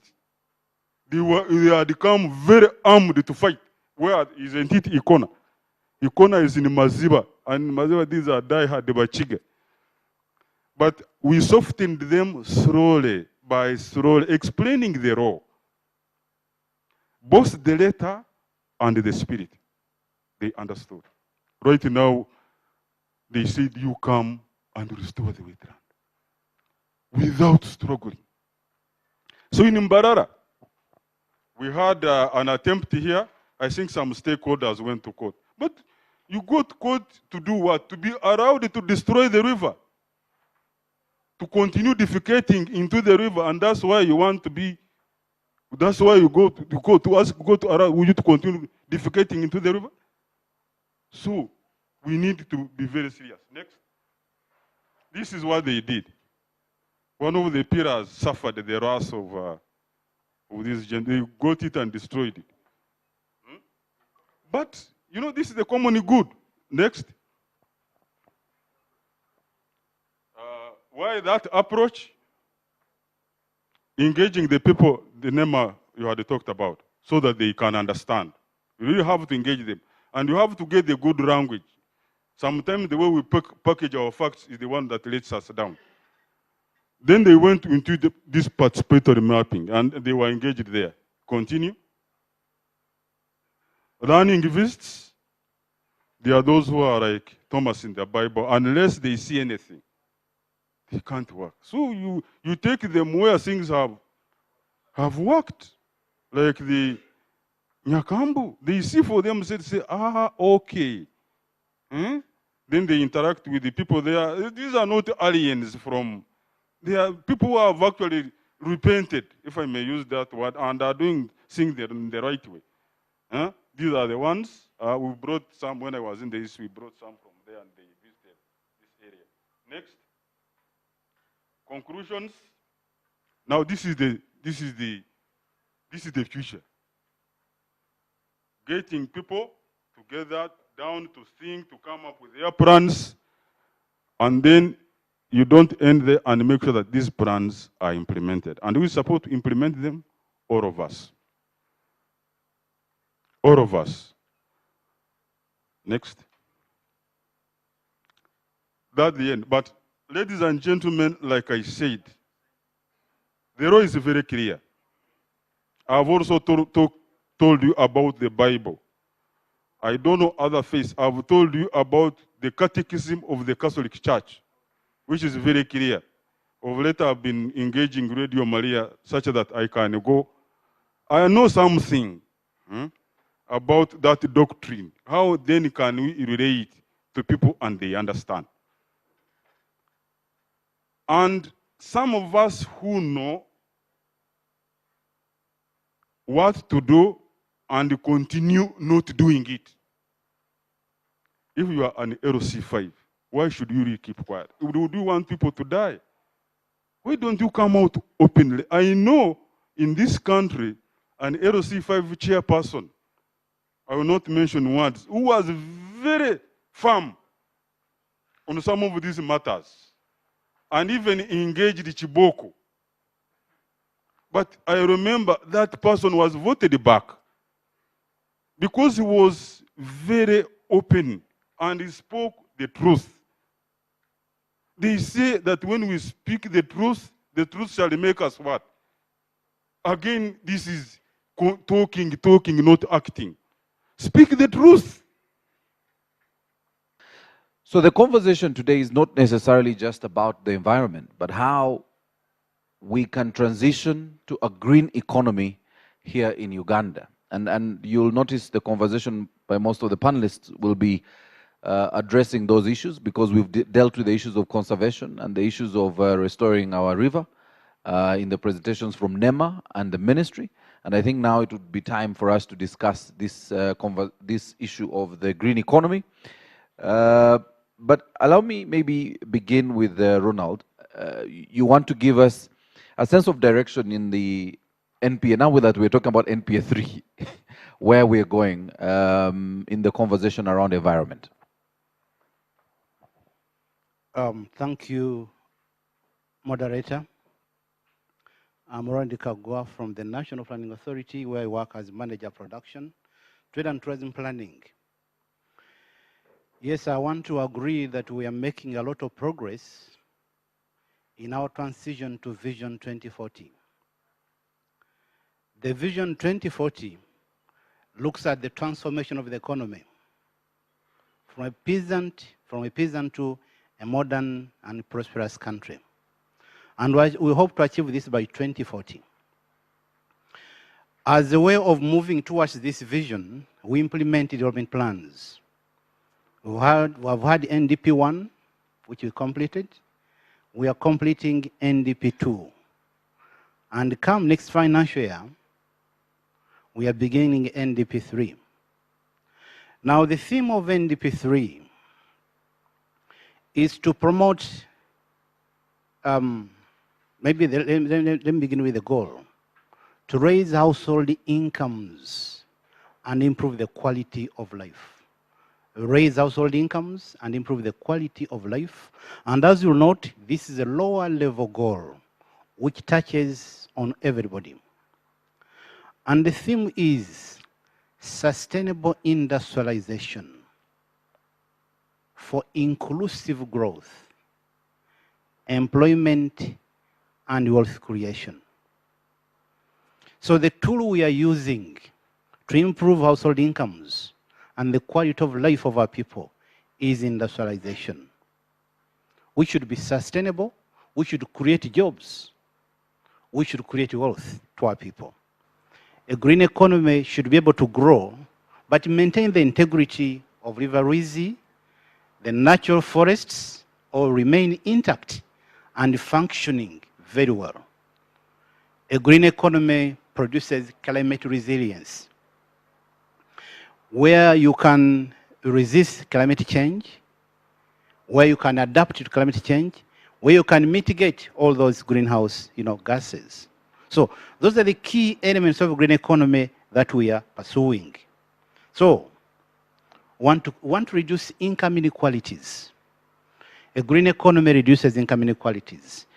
The gap between the poor and the rich is widening, unfortunately.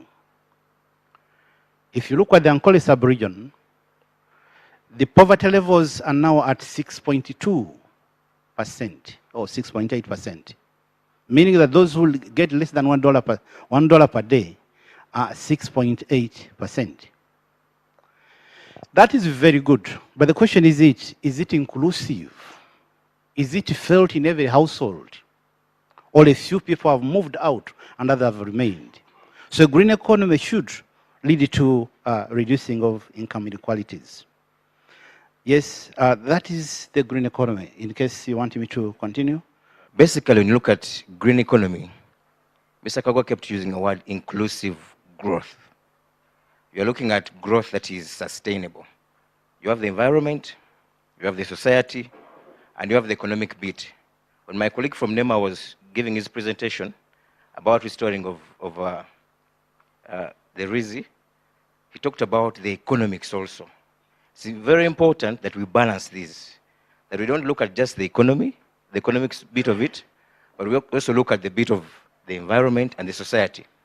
How is the society benefiting from the environment? How is the environment being allowed to rejuvenate, to be able to serve us today and also for the future? Then also, are we benefiting from this environment as a people in terms of economics? So inclusive green growth, you're looking at the green economy. That's how it's all well geared together. Thank you. I'm going to try and make sure I have another microphone so I can ask you as many questions as possible. Okay, a long press so you can switch it on. All right. So Richard, I still want to understand this. And through this panel discussion, we're looking at two things because we've compressed it into one. We're looking at Uganda's transition into the green economy, but also looking at the financing of green enterprises. And this is where I wanted to ask you, how can I access financing to be able to invest in this space? What areas, where do I go? What are the opportunities?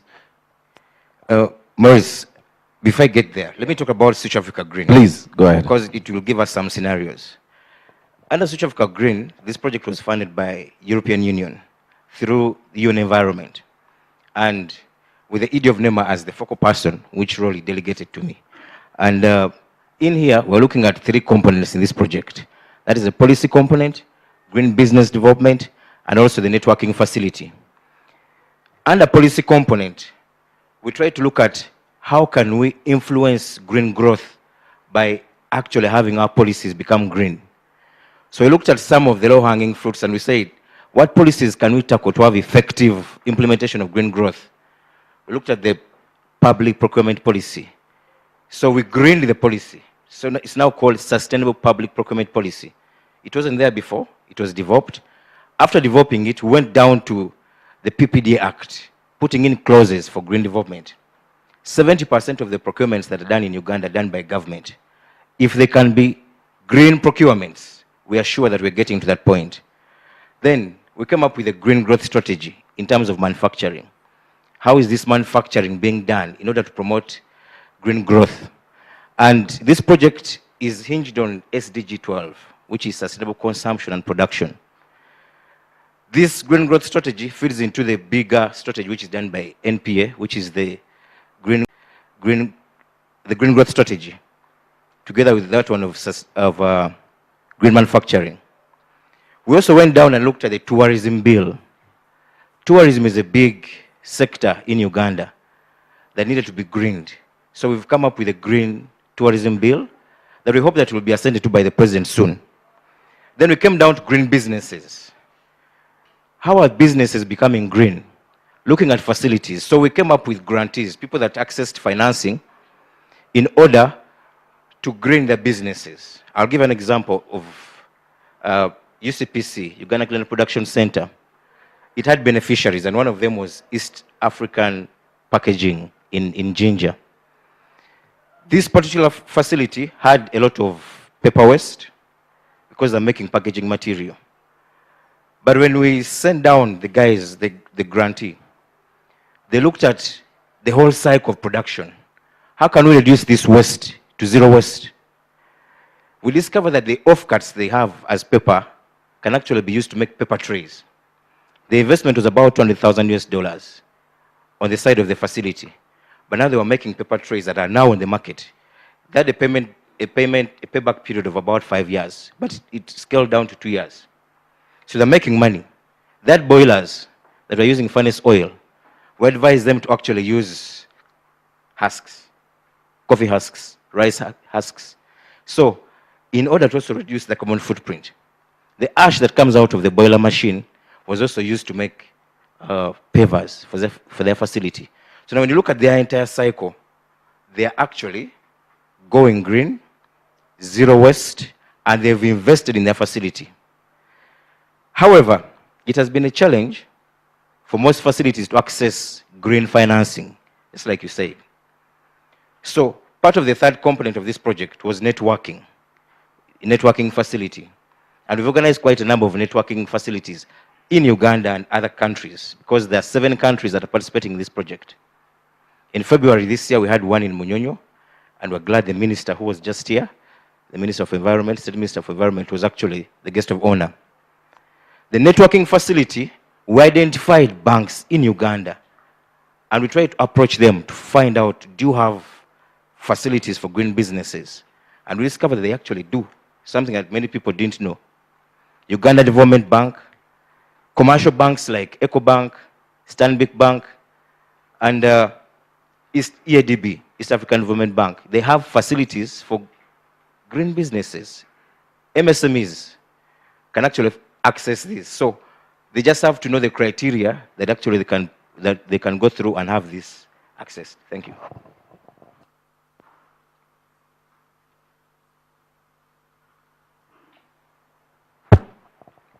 Richard, I'll come back to you because now we've moved into the financing model. And please help me appreciate the opportunities therein in the green economy. Maybe you can help some of our invited guests to understand the opportunities therein in this space, because this is not new space. I mean, this is not really old to us. It's new. And we're trying to understand how do we jump into this transition of the green economy. How do we benefit from this? Thank you. Now, a green economy is built on innovation, new technologies and new innovations. I just want to urge you all to embrace new technologies. If you look at the digital economy, the ICT, there are so many opportunities that ICT presents. Many of our younger people are employed in this industry. As we have this virus going on, can we use the ICT facilities to conduct lessons to our children at home? put information on the phone and then, educate our people. So innovation is critical in creating new opportunities that can be tapped. Now, when you look further at financing, just to add to what my colleague has said, we need to discover new opportunities out of what is normally looked at as, a dry area. And Mr. Moderator, I want to inform this gathering that there are opportunities in coronavirus that we can tap as a country. How do we position ourselves to use this as an opportunity to create our industrial base, to reduce our importation, to create new jobs out of this, situation? So innovation is part of the green economy, and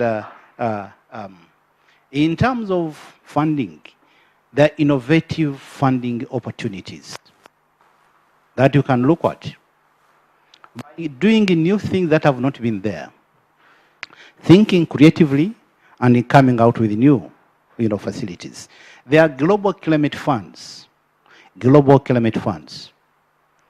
We have the Green Climate Fund, which we can tap by writing a good project proposal and then forward it to the financiers. The National Planning Authority is coordinating this with the Ministry of Finance. If you can write a very good project proposal, just a concept, we can improve it and then forward it to, financiers. So let's look at finance from a wider angle. The private sector has a lot of funds that we can tap into. I think that's what I can say. Thank you. All right. I just wanted to, by show of hand, if there's someone from WWF, somebody who's still here from WWF, okay. Someone from Coca-Cola? Okay. Edwin, you found us already in the conversation, but I thought it would be nice to have your input. Edwin is from Youth Go Green. As a young people, Edwin, it would be nice to know your position on this transition to the green economy. What's your role in that space? Thank you so much again, Maurice, and I want to say thank you very much, the audience. Just to understand who I am, for the benefit of those that probably do not know me. My name is Edwin Muhumza. I'm the team leader of Youth Go Green. Youth Go Green is an organization of young people that are making interventions on climate change and green jobs. So we appreciate ACODE for considering to even involve young people in this process, which is very, very important, because we believe anything without young people probably it places a very big gap, simply because we are actors in either destroying anything that is already there or supporting the process that we think we can do, but also looking at the future generations. Where are we heading when we talk about all these issues? What happens? So investing in young people is very key.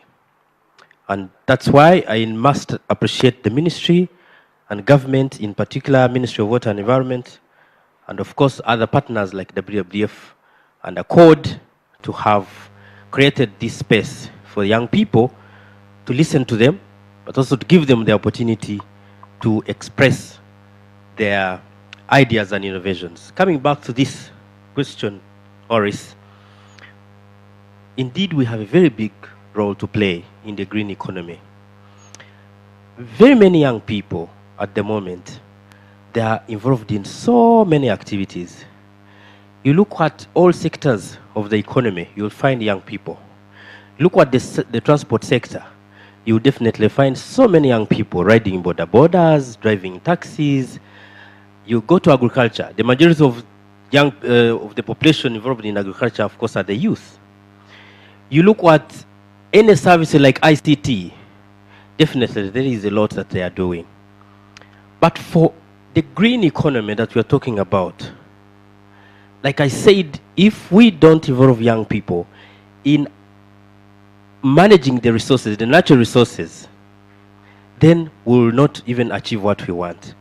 So, as young people, we are doing so many things. First of all, we have the energy, we have the determination to do anything. You, around here, I'm sure if we were to say by show of hands who is below 30 or below 35, I know the majority will be young people. But what are we doing to support the green economy? As Youth Go Green, a leading organization of young people that we're trying to make interventions, we're promoting green jobs. For instance, very many young people whom we have reached out to, because we have a membership of about 1 million across the country, 1 million young people. And in all regions, we have interventions. What are these interventions? We train young people in recycling waste. For instance, we have a training center in Kampala in a place called Chireka. We're training young people in recycling agricultural waste or solid waste to make charcoal briquettes.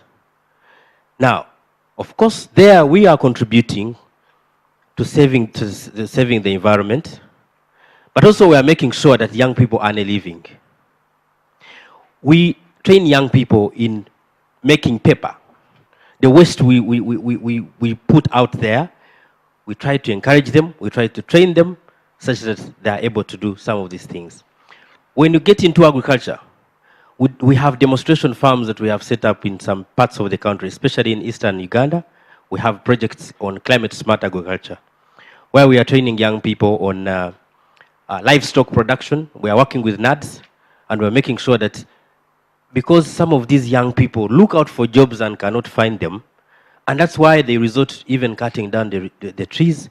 They decide, if you look at the catchment, right now as I speak, probably there's a young person who is trying to make some bricks, right now. But you know, but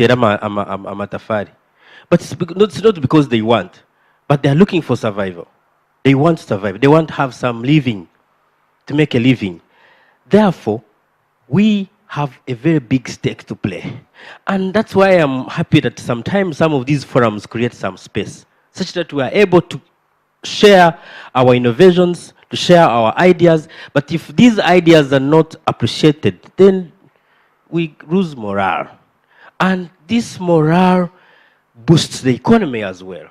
When you look at the young people across the country, some of them are in agriculture. But you see, we have depleted the natural resources. When you look at the wetlands that we have been talking about since morning, who are they that are depleting these wetlands? They are the youth. And we don't blame them because they don't have alternatives. Even graduates right now, as I speak, Uganda produces over 40,000 graduates every year. But where are they? Some of them have come back to towns because they want to get, but most of them are still in the villages. And what are they doing? If they find any forest, they will cut it. They will burn charcoal. Like I said, as I speak now, in your villages, right now, there is somebody who is cutting a tree to burn charcoal. In where I come from, Kiruhura, it's a cattle corridor district. But you just try to drive along Sanga towards Yantonde, you'll find sacks. And now they have also attracted the women, the young women. Boys go and burn the charcoal, then their wives do what? Sell. Now, if we don't find alternatives, what happens? What happens? Uganda alone cannot produce jobs, cannot make jobs for every graduate. That's why the issue of skilling is very important. Skilling at all levels. Creating green jobs. If we are looking at the green economy, what are we doing as a country? What are we doing? These interventions that governments do, can we have some young people? Can we train them? Can we bring them on board? Can we teach them the best practices of some of these interventions? These engagements are very, very important because they make us learn and we go and teach other friends of, other young people. So Maurice, I think I'll be able to make another submission just in case some. All right. Thank you very much. Thank you very much, Edwin. Richard, I wanted us to look at the green growth development strategy. Maybe I wanted Ronald to take us through that, because if I'd appreciate the strategy, then we can discuss the way forward. You know, you want to help? Thank you very much, Maurice. In order to give national guidance for transition to a green economy, the National Planning Authority, with many partners, some of them who are here, developed the Uganda Green Growth Development Strategy. Now, the Uganda Green Growth Development Strategy has 5 key elements, which we feel if we invested in them, then we shall move to a green economy. One of them is creating green cities and planned urbanization. We want Mbarara city to become green. And what does that mean? It should be a city that guarantees safety of the people. Ease of mobility should be part of it. Should have green spaces. It should be a city that is inclusive, where the younger people, those without jobs and all that, stay. So green city and urbanization is a key element of the Uganda Green Growth Development Strategy. This is what we want for the whole country. We want sustainable and renewable energy. We want to increase our energy mix, on-grid and off-grid. Have solar energy, develop biomass, have technologies, biogas, all these kind of renewable energies are part of our key element that we want. It's good that now people are embracing, solar energy. I want to believe that there are people here who have solar energy at their homes. The cost, goes down. We are looking at another key element of the Uganda Green Growth Development Strategy is sustainable transport. We want to move away from small vehicles to mass transportation. We want the train, the buses, the rapid bus, system. Instead of having small polluting vehicles, we move in mass and want to widen our transport base to move on road, to move in the air, to move on rail, and also to move on water. Water transport has remained, behind in our country. So that is also part of our green growth development strategy. We are also looking at natural capital is another key element of our strategy. We need to have our wetlands, the River Rwizi, our agriculture, our soils, our lakes, and all these should remain intact and serve, our people. That's, our tourism, our forests, all these should be part of our key element. Another focus area is sustainable agriculture. We cannot move this country without agriculture. But we need to add value to agriculture. We need agro-industrialization. Industrialization based on adding value to agricultural commodities. Creating jobs and small-scale industries, processing agricultural commodities. This is part of our green growth strategy. So it has 5 elements, and those elements are our strategy. Thank you. Thank you very much. Richard, that's where my question then comes from. Based on the areas he has, talked about, the investment in the green spaces he's mentioned, biomass, solar, you could add briquettes and any other to substitute the deforestation and the environment degradation Edwin has been talking about with the youth employment, a lot of our young people who are involved in making of charcoal. How much are we doing in sensitization and bringing them on board to appreciate that you can actually even find green financing for green this transition to the green economy? You want to speak to that? Thank you, Maurice. When it comes to going green, I must say that we have to do a lot of sensitization, because when you look at the initial investment in some of the technologies that we want to actually apply, the initial investment is actually very high. If you look at a solar system that you have to put in your home to power all your equipment, the initial investment might actually be very high as compared to you using umeme right now and paying your yaka bills. So we have to come out and sensitize the masses. Various institutions have actually come up with an education department. In NEMA, we have an education department. Actually, that's where Herbert comes from, where we are going out to sensitize the people about going green, the benefits of going green, the benefits from this greening process, and showing them exactly what should be done. when Edwin talked about the youth, that is the initial point. Looking at the curriculum, for example, we have a new curriculum now for schools, incorporating some of these green areas into the curriculum. So it's very important. And for us to get there, we have to keep sensitizing the masses. We need to plan for this in our processes. Institutions need to plan for this. Organizations need to plan for this. When you look at the tourism sector right now, tourists will come to tour and travel companies that actually going green, do have an environmental management system. People who are actually showing that they're actually compliant are the people that are getting clients right now, if you look at the international market. So the process of sensitization is very important, that we help people know the benefits of going green and also the benefits of that come financially in terms of going green. I don't know if I've answered it. Yes, you have. Maybe I need to ask Edwin, how much are you as young people thinking about that transition?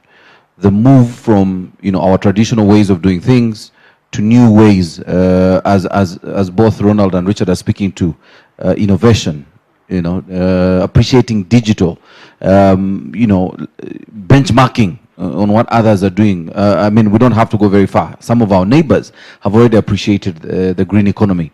So what are you doing as young people? Well, Maurice, I think we have not really gone far, to be honest with you, because we still have some gaps. Policies are very, very important because they give us direction, and these policies help us to implement anything, any idea, any innovation. So when you look at our policies at the moment, and we're talking about the green economy, my question would be, can we develop some of or formulate policies that support the green entrepreneurship, for instance? Or even, do we have some policies that support what we call green procurement? These are some of the systems that we could look at. And once we have formulated all these processes, then do we create awareness for people, for young people especially, to understand this kind of thing. Skilling is very, very important. So we need to have policies in place that really, really support the green economy. That's one. Number two, then create awareness, sensitize the masses, and enforce some of these ideas. So I think we haven't gone really far. But for the benefit of the future, and for the green economy that we're talking about, we need to skill the young people and equip them with what we call green skills. That would really, really help us. Yeah. I like when you talk about the green economy entrepreneur fund of sorts, and I know we were discussing this earlier before you came, and how we can then provide incentives, given the laws or the policies in place, provide an incentive to that transition to the green economy, so that we can implement this transition. There was someone from National Water here. I just need to know where you are. There was someone from National Water, yes, there. Oh, you're many. And then there's someone from Nile Breweries. Because in Louis Mugisha's presentation, I did see one particular curve that is going up. That is the curve of demand. I think it was the curve in the numbers, in the graph you had. The one that had met, there's the level of National Water in terms of the National Water demand, and then there was now Coca-Cola, Nile Breweries, and other demands on the water resource that was increasing, which for me was a worry. And maybe that's why I want Ronald to speak to, how do we then connect environment to the green economy? How do we have this mix of environment, water, and the green economy? Before I ask for some questions, yes. Thank you once again, Maurice. Just before I answer this question, I want to inform my young colleague here that we are not deficient of policies. The policy direction is there and is very clear. If you look at the NDP 2, NDP 3, the Uganda Green Growth Development Strategy, all these give a clear policy direction to green growth. I think what is missing is the information, maybe to the incentives, needs also to be deepened. Otherwise, the policy direction is very clear. Now, back to your question, Maurice. Water and environmental resources are very critical if we are to move to a green economy. Yes, they are very critical if you are to move to a green economy. Water and environment are pro-poor resources and the pro-poor people resources. Everybody needs water. So one of the ways of transforming a society is investment in access to water and environmental resources. It is the poor who suffer most if these resources are degraded. So, pro-poor resources, the water and environment are therefore an investment in them creates social indicators that are improved good social indicators. Some of these water-related diseases, are all overcome. Therefore, water and environment directly contribute to human capital development. If you want to develop a person, please, water, environment are very critical, and they touch the poor and the rich. I want also to say that if we are to reduce income inequalities, which are becoming a major challenge in this country, we need to invest in the water and environmental resources. Because these affect, and they're used by everybody, the rich and the poor. Therefore, any investment in them, brings about social development, which touches the children, the women, and the disadvantaged group. Many conflicts are fueled by environment and natural resources. Sustainable peace is, water and environment are an ingredient to the creation of sustainable peace. Peace in the home, peace in the region, peace, everywhere. And water and environmental resources are key to our national industrialization agenda. Uganda cannot be moved to a middle income unless we industrialize. How do we industrialize? We need to industrialize where we have an advantage. We call it a comparative advantage. We have water. Water is an ingredient, is an input to all industrial processes. All production processes, including mining, requires water.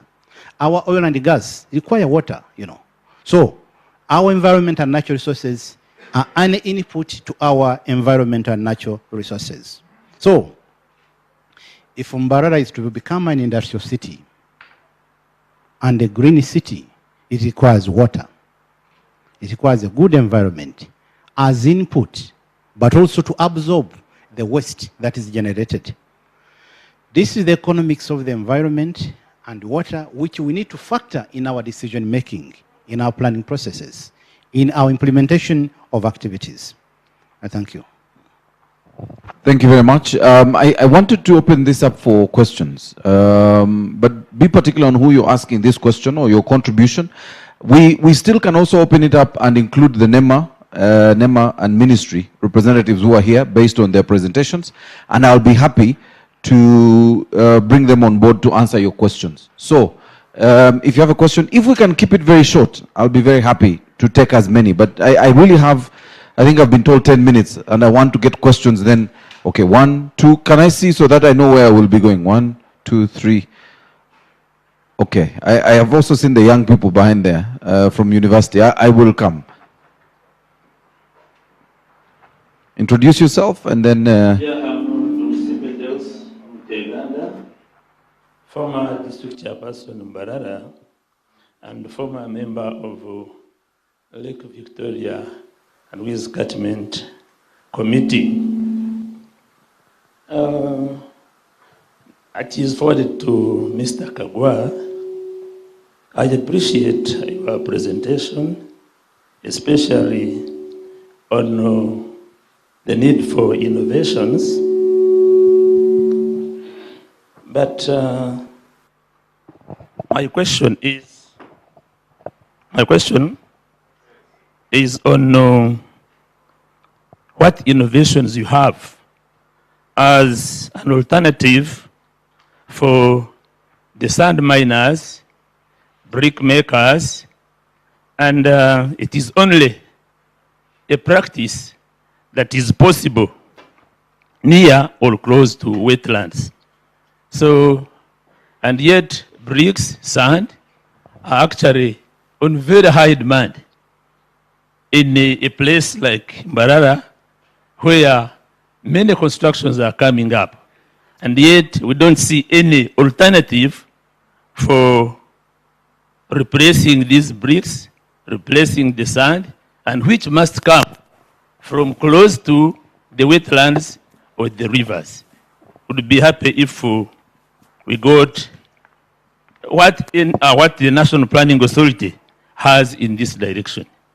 Thank you. Thank you very much. The gentleman behind him there, yes. I'm Dominic Kashachi, consultant in governance. Mine is actually not a question, but adding a voice to Edwin's and I think Rwizi's. Towards policy, alternative ways of, say, improving. We don't need to take it so big or so artificial. Let us handle it in a manner that can make these people by deciding on which stakeholder, but especially policy. For example, we have 8 million households. It's a matter of saying 2 trees per household. You already have 16 million from the word go. Let's tag conditionalities of trees on, say, approving a plan for your house. Just 2 or 3 trees. Before you are given an occupancy permit, there must be evidence that there are trees. Let us involve religious leaders, like Rwizi says. When a religious leader talks, I saw it in Masaka recently. The bishop is so keen on the bottle, these plastic bottles. But now it is like, it's like such a rego for a Kampala Catholic to litter with plastic. All these cultural people. That's how some of our forefathers actually preserved the little we have now. In Uganda, they just needed to attach environment to their culture. Those totems, those whatever you see, they mean a lot. It has only been abused by these other tribes that have gone to Uganda of recent. A man like me, to tell me to kill a monkey, even if he said it costs 1 billion, I can't. I take it as my brother. But I think let us be keen. When I pass, say, on this roundabout towards Chengera, and I see that Supreme factory, not even a single tree. There's a forest of structures. What will filter those fumes from the factory? Or when I pass through Rukaya and I see what is it, attach it as a condition. Before you are given land for planting rice, 30% must be occupied by trees. We must coerce these people, Maurice. Thank you. Thank you very much. Gentleman behind you, yes. Yes, I'm called Madira Davison Amoti. I want to ask this question in my capacity as the coordinator for green entrepreneurs in Africa. I'm the coordinator. Our main work is to raise capital for entrepreneurs, to raise markets, and transfer technology. Kagwa, you know, I agree with you that Uganda in particular is not short of policies and laws, but Uganda is shortage of guidelines, enforceable guidelines by regulators. That's a very huge area. Meanwhile, the policy is okay, strategy is okay. Most African countries lack operational guidelines. Typical example, Bank of Uganda has very clear guidelines as a regulator. UCC has very good guidelines. You can't do, you either do or you don't do. They'll stop you. For us entrepreneurs, we follow that. But when it comes to environment area, you know, when we are going to go green, NEMA actually will tell you, I have this, but where is it? Which says, if you don't do this. I think at that level, we need to come down to the operational level. Otherwise, it's going to be very hard for us to access green financing. Green financing under green economy is not easy. You must comply with the laws, guidelines. Thank you. Thank you. All right. We will move. What happened? I was wondering what happened to the mover of my microphone. There's a gentleman there in a suit there, standing, please. And then we'll go to the young people behind there. Thank you very much. I'm Mugumya Nelson from Buziwera Town Council in Mbara District. I agree and disagree with some of the submissions, but one, NEMA has done a lot of good work, but I will also ask you, on the plans you have, for the people you think know but do not want to practice what they know. One of, I think, Luis, you termed it as impunity. I will quote some writer that in developing countries, sometimes you have to have some push and pull. It's good sensitization has been done worldwide, countrywide, because the NEMA goes for National Environmental Management Authority. I am very sure you have done it all, but what about those people who know, but they do not want to put in action? And in the same place and in the same point, they are somehow not ordinary. So I would wish to have like a statement made by you or produce for us, like we have taken 10 people in court, because by establishment of the law, you are an executive arm of government. When you fail, you hand over to court to take its role. I don't know whether you people have managed to take to court, but still to no avail. And lastly, we had some training, I think, in the same hotel last week, where it is said Uganda or government intends to supply 1 million gas to households. To me, if I talk about or define environment by law, it means anything that is outside myself. It goes to wetland, it goes to trees, it goes to lakes. So when they supply those 100 million gas, it's going to be a relief to the environment. But my call to this audience is one. You have to put in action or in consideration of all other stakeholders, like one of, I think Nabasa said it. Look at Ministry of Transport and Works. How do you allow DMCs to travel on the road? When you start the key, exhaust fumes throughout everywhere. Ministry of Energy, they are the ones in charge of gas. If they can convince us, because if I get convinced now, me in this workshop, believe me, the message will go. But if I go outside doubting, it is theirs, it is theirs. And finally, I know I'm taking time, I want to preempt these people's mind. I know what all of them are thinking in tandem with what my friend Dominic has said. When you're going to Kampala, you see everything being depleted. You see factories being constructed at the road shoulder. Then we wonder, where is the legislator? I think I can stop it at that. Thank you. Thank you very much. All right. The first, I think there's a young man there in a striped shirt. The first one there. Okay. And then there's another two gentlemen there we'll have listened to. Yes. If you keep it short, I'm able to take, there's a one question which was here, then I take a reply for your questions. Yes. Thank you very much. I am Muganzi David Jolie, a medical student at Mbarara University of Science and Technology, and I'm also the lead team member for the Climate Change Project. And my question, I would like to first lay a context. We are discussing the green economy, yes. And we know that economies change based on demand and supply. And just to take you back, back in history, we had a problem of donkeys messing up cities, and with the innovation of cars that was solved. And with the problem of cars right now producing biofuels, we have electric cars coming up. So for us here in Uganda, we also need these innovations to transform our economy.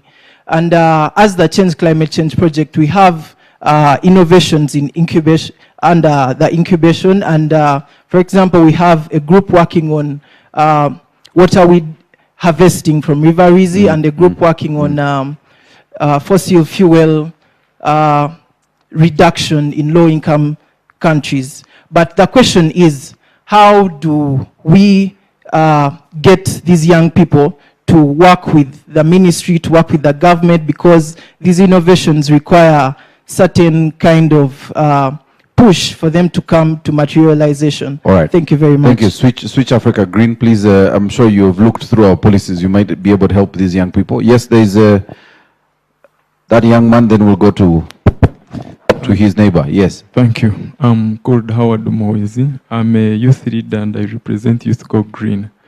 My question goes to one of the panelists seated at the extreme, Ronald, yes. On my extreme right. Yes. He was talking about the green economy.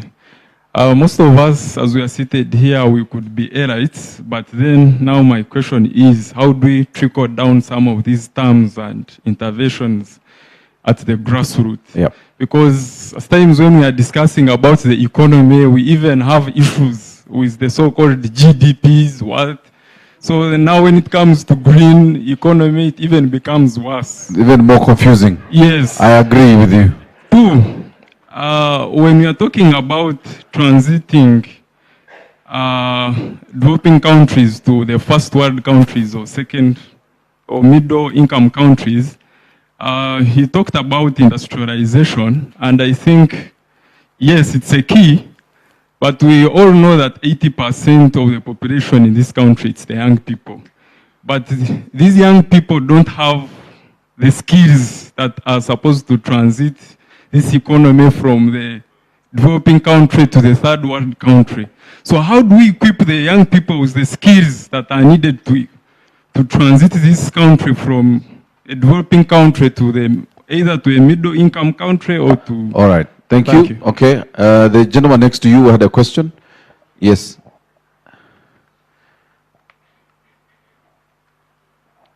Chine shonga sebu. Aha. Amazina na amazina Kasumbi Rugaba niko muri district ya Buhwezu amugomboro yabisya sub county. Ito turiyo tuzo mu kucika abyo hangwa ngo nimbanza kusima na mukama wanje Keremensi. Twabasitabanze tukazabuhwezu tukakwata imigere yabuhwezu ibyo gabira mizaga. Ntuzagumanta gambira umuhanda urwizo ruzamandikendera.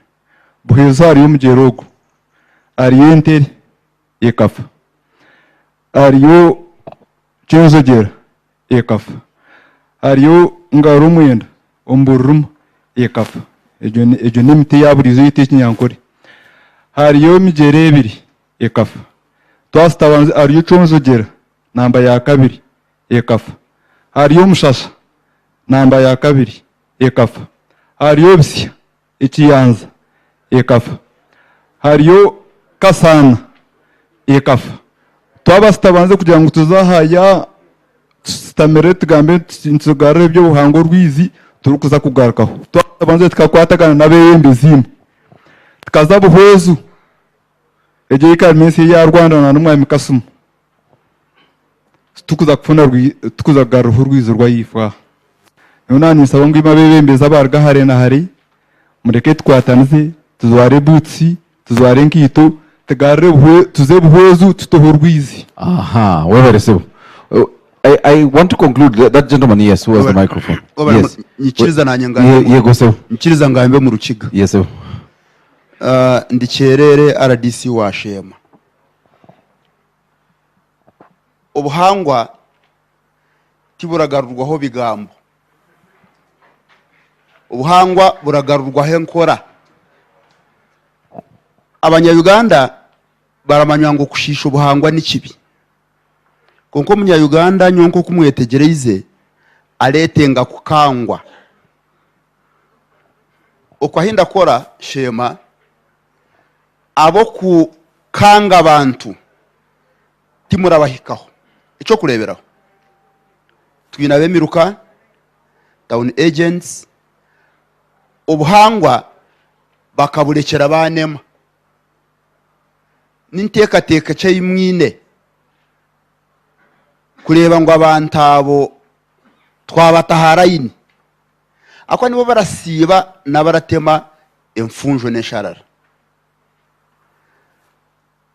Itwe turyabo ko enforcinga amateka kandi imwe nimwe muryabo aba advocacy konka financing ya advocacy erakira eyimurata ko enforcing amateka.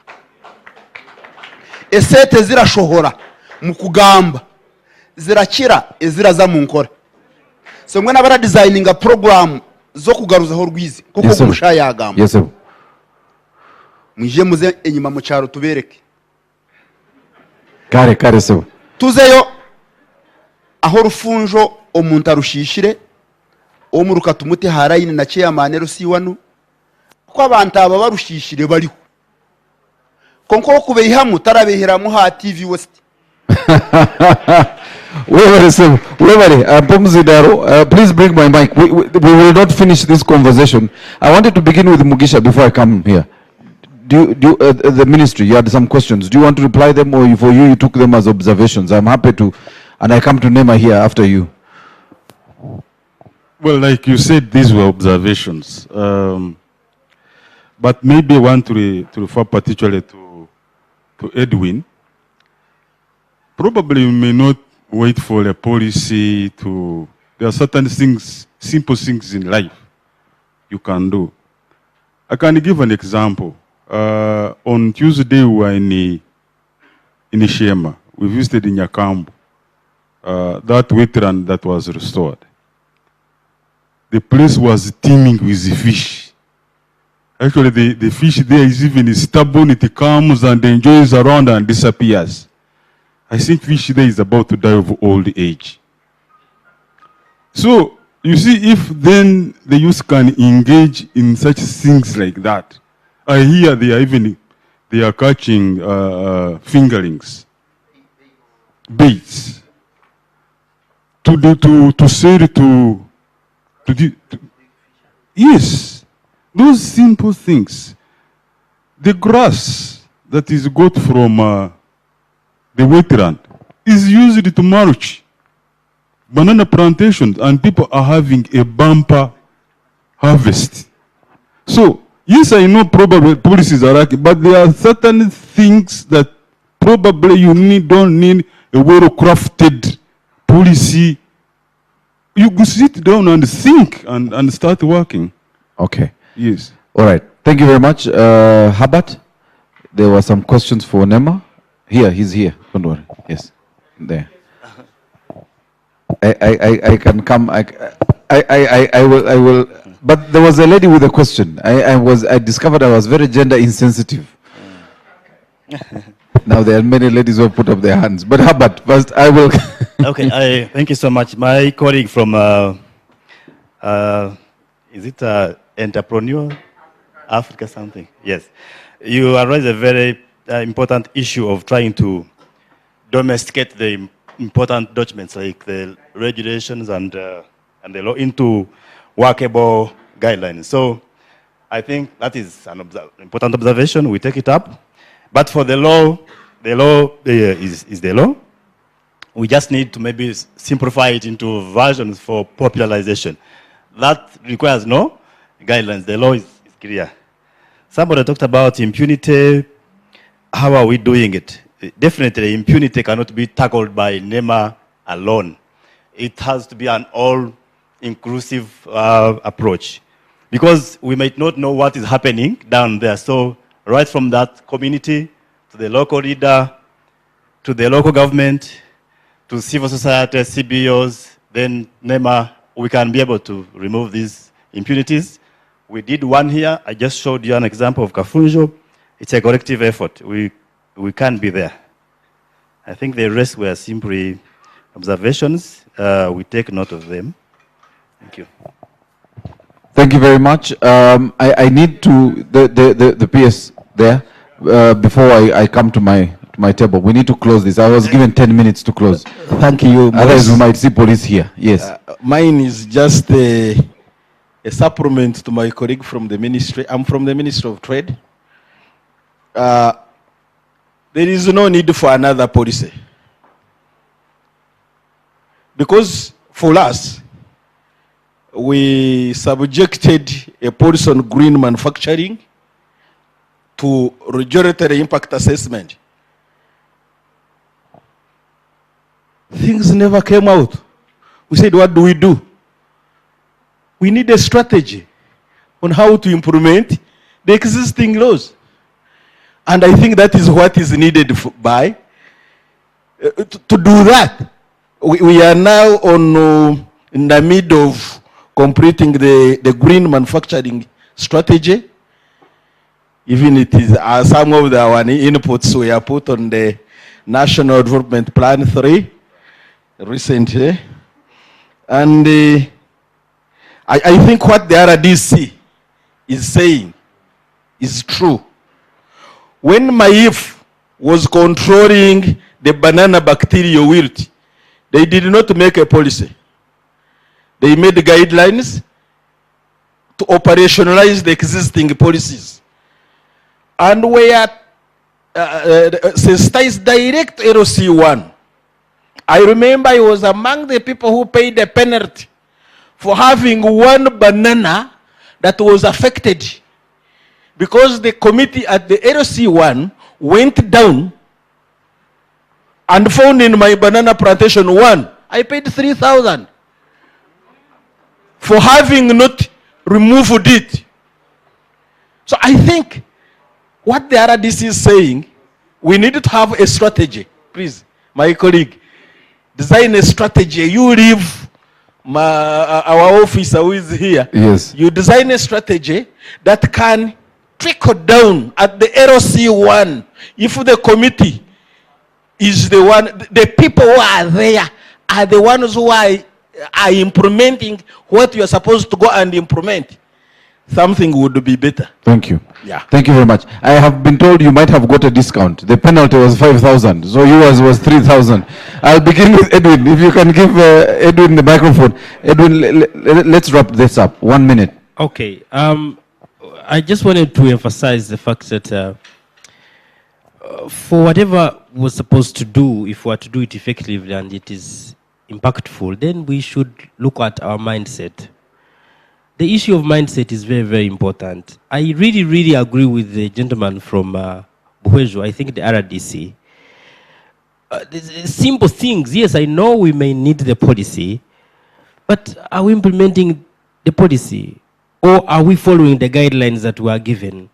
And if we stop, just like he's saying that we don't need more policies, now we're going to come up with a strategy of implementing the policy.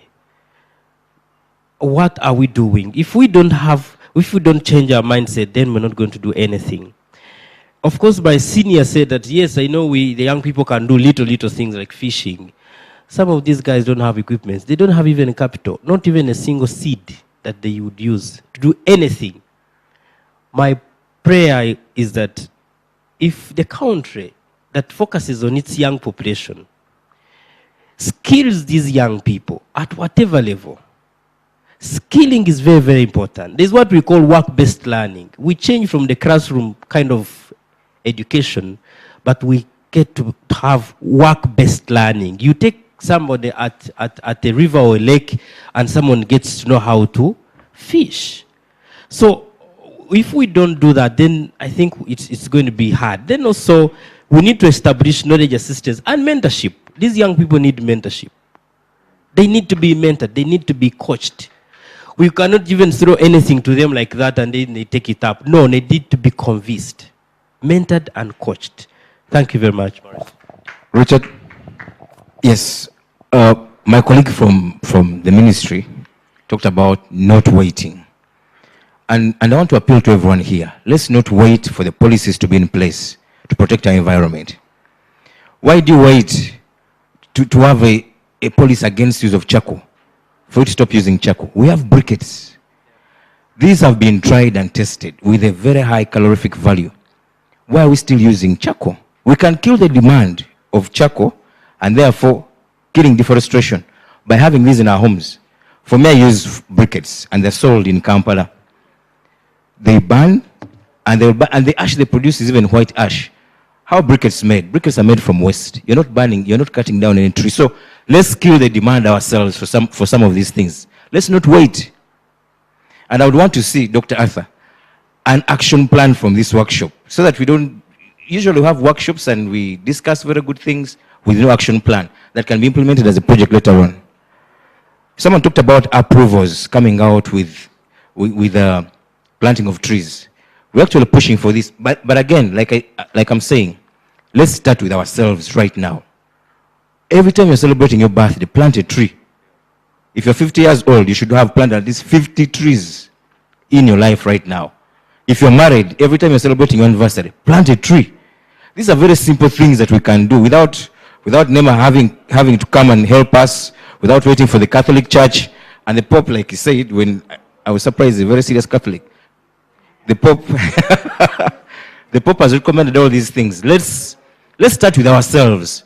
By the time the policies come in place, they find an improved person already that you can actually implement some of these things. Someone talked about the National Environment Act. The act was reviewed. We have a new act right now, And the reason it was reviewed was to incorporate some of the emerging issues. And right now, the guidelines are actually under review. My colleague talked about them. So we're going to have guidelines for almost everything. Air quality, when it comes to wetlands management, that have been improved after consultation. Maurice, there is something that we've not talked about that is very important in going green. That is gender mainstreaming. Now, when we talk about gender mainstreaming, people think we're talking about women. It's not just women, by the way. It is men and women. It's also looking at vulnerable groups. He talked about the youth. He talked about, people with disabilities. It's very important. When you look at what he said, who are the people depleting the environment? We may not find the well-to-do people depleting, but sometimes you find that these vulnerable groups are the ones that are doing it. So in every program right now, that's why you find we're doing gender mainstreaming. And I realized that even Maurice, as he was choosing people, he didn't do gender mainstreaming. So it's important that we get to incorporate all these in our projects so that we have a holistic project that is coming out. In the new law, we have polluter pays principle that has been catered for. When the law was revised, higher penalties, hefty penalties were considered. So if you are a polluter, you are going to pay heavily. When you pollute, you pay. When you degrade the environment, you pay. And this is going to be implemented. Someone talked about incubation of technologies. What are we doing? The government has quite a number of agencies now that have come up. There is URI, there is Uganda National Council for Science and Technology. These guys are getting most of the innovations. If you have a good innovation, they can look at it and they can find ways of actually helping you. On our committee, the National Technical Coordination Committee for the Switch Africa Green Project, we have various MDAs, and this is one of them. And their role is actually to identify some of these projects and see how they can actually give you a hand in terms of funding and also improving your knowledge on that. Thank you. Thank you. And finally, Kagwa. Thank you. A number of issues were raised, but I want to say that Louis raised an issue of investment in catchment management plans. There are so many projects that can come out of that investment plan. And once we invest in them, many jobs and incomes will be created at all levels, and some of the problems that you are talking about will be solved.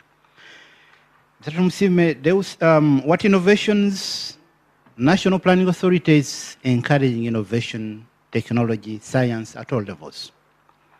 Let us promote innovations. And as entrepreneurs here, can you come out with new investment ideas? Instead of recycling the same, copying the same thing. I think our entrepreneurs, the private sector also, needs to become innovative in coming out with new ideas. These will create jobs for our people and new technologies that will make us move away from bricks, or if we are to use bricks, we use efficient technologies. But what is critical is sustainable use of these resources. We have sand, but we need sustainable use. Davidson Madira, I agree that we need guidelines. I want to tell you, Uganda is one of the countries with so many guidelines, which are never read and never used. So I want to caution you that it's not the issue of guidelines, it's more than that. I think after we need a research, whether these documents are used to do the work they're supposed to do, or there is something, that we need to discover. So guidelines are critical, but there is something more. Howard, these words are difficult, green economy, and I want to encourage my colleagues here. If you can speak in the local language to the people, please speak in the local language, such that you simplify these terms and they're understood by the people. So I like the submissions that were in the local language. If you go to the people, don't speak the English when you know the local language. It doesn't add any value, please. This is how we can simplify these terms and they can be understood by our people. Yes, industrialization requires skills, and younger people, I think the issue of skills, entrepreneurial skills, practical skills has been emphasized. I think those are the issues. Thank you very much. Ladies and gentlemen, please give you a round of applause to these three gentlemen.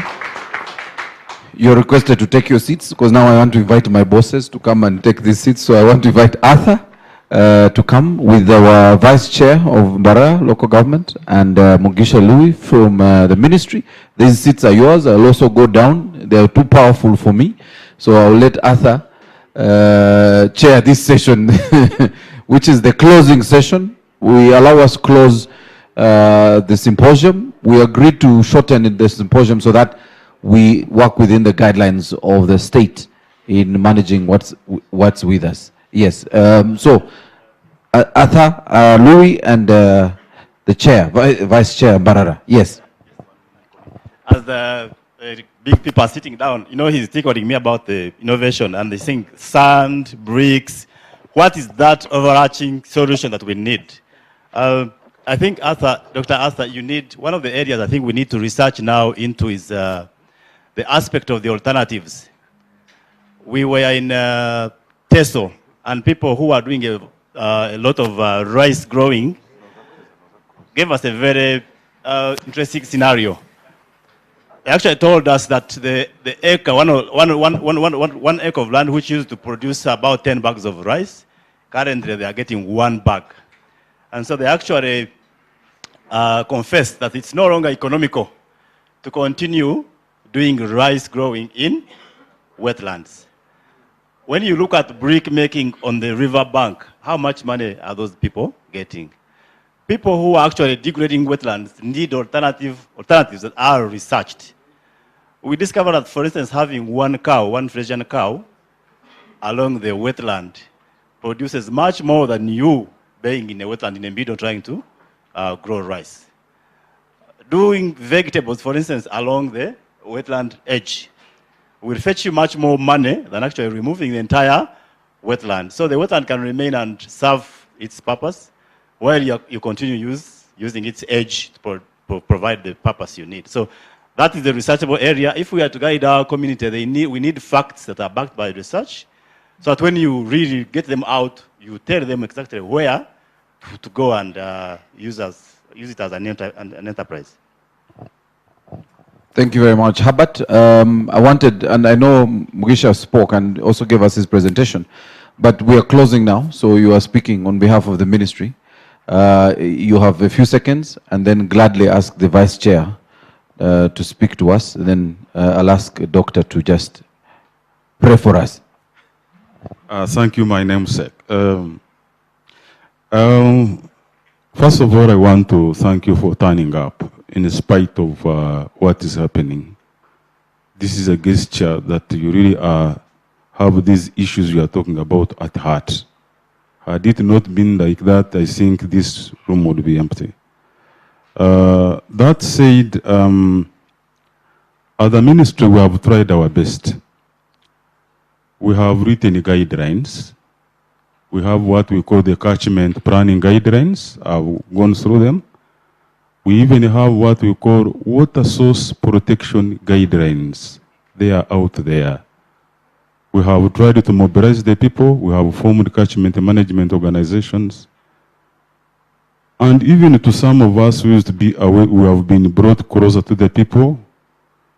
I used to work in Mbale, Mulembe, but now I'm with my people to try and speak in the local language, in the people understand. We are here, we have tried. But like is it Kagwa? I think it needs much more than the guidelines. I think we need to go deeper and understand why is, in spite of the good laws, you know, our work is mocked by our neighbors. Good policies, good laws are made in Uganda. You've heard about it. And even people will testify that Uganda will have the best laws. But once they're scripted here, they say they are tested somewhere and implemented. Why can't we do it?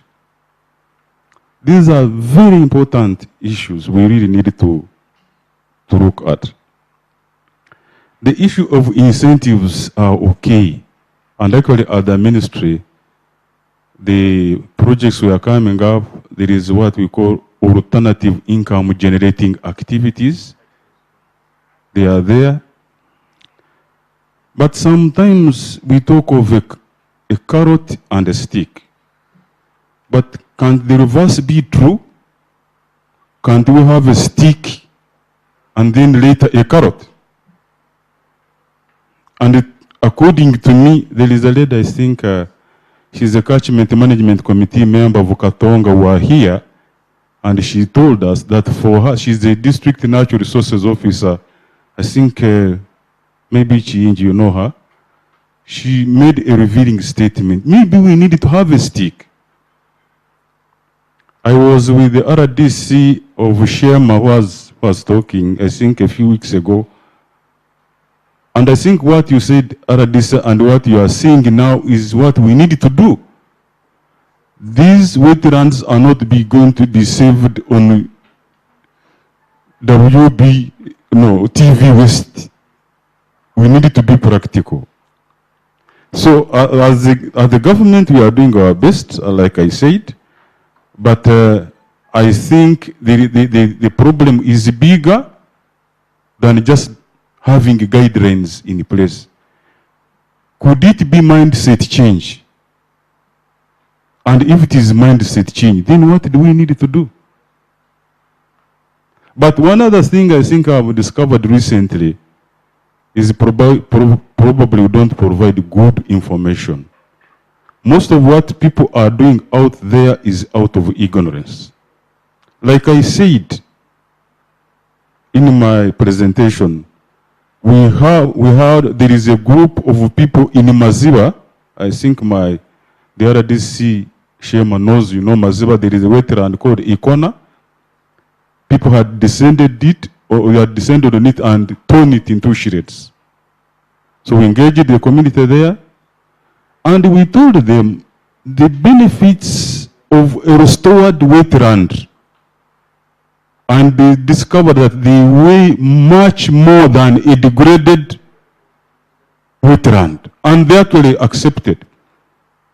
So these are the things we really need to think about. But once again, I want to welcome you to Rwizi catchment and to talk about Rwizi, because we are talking about life.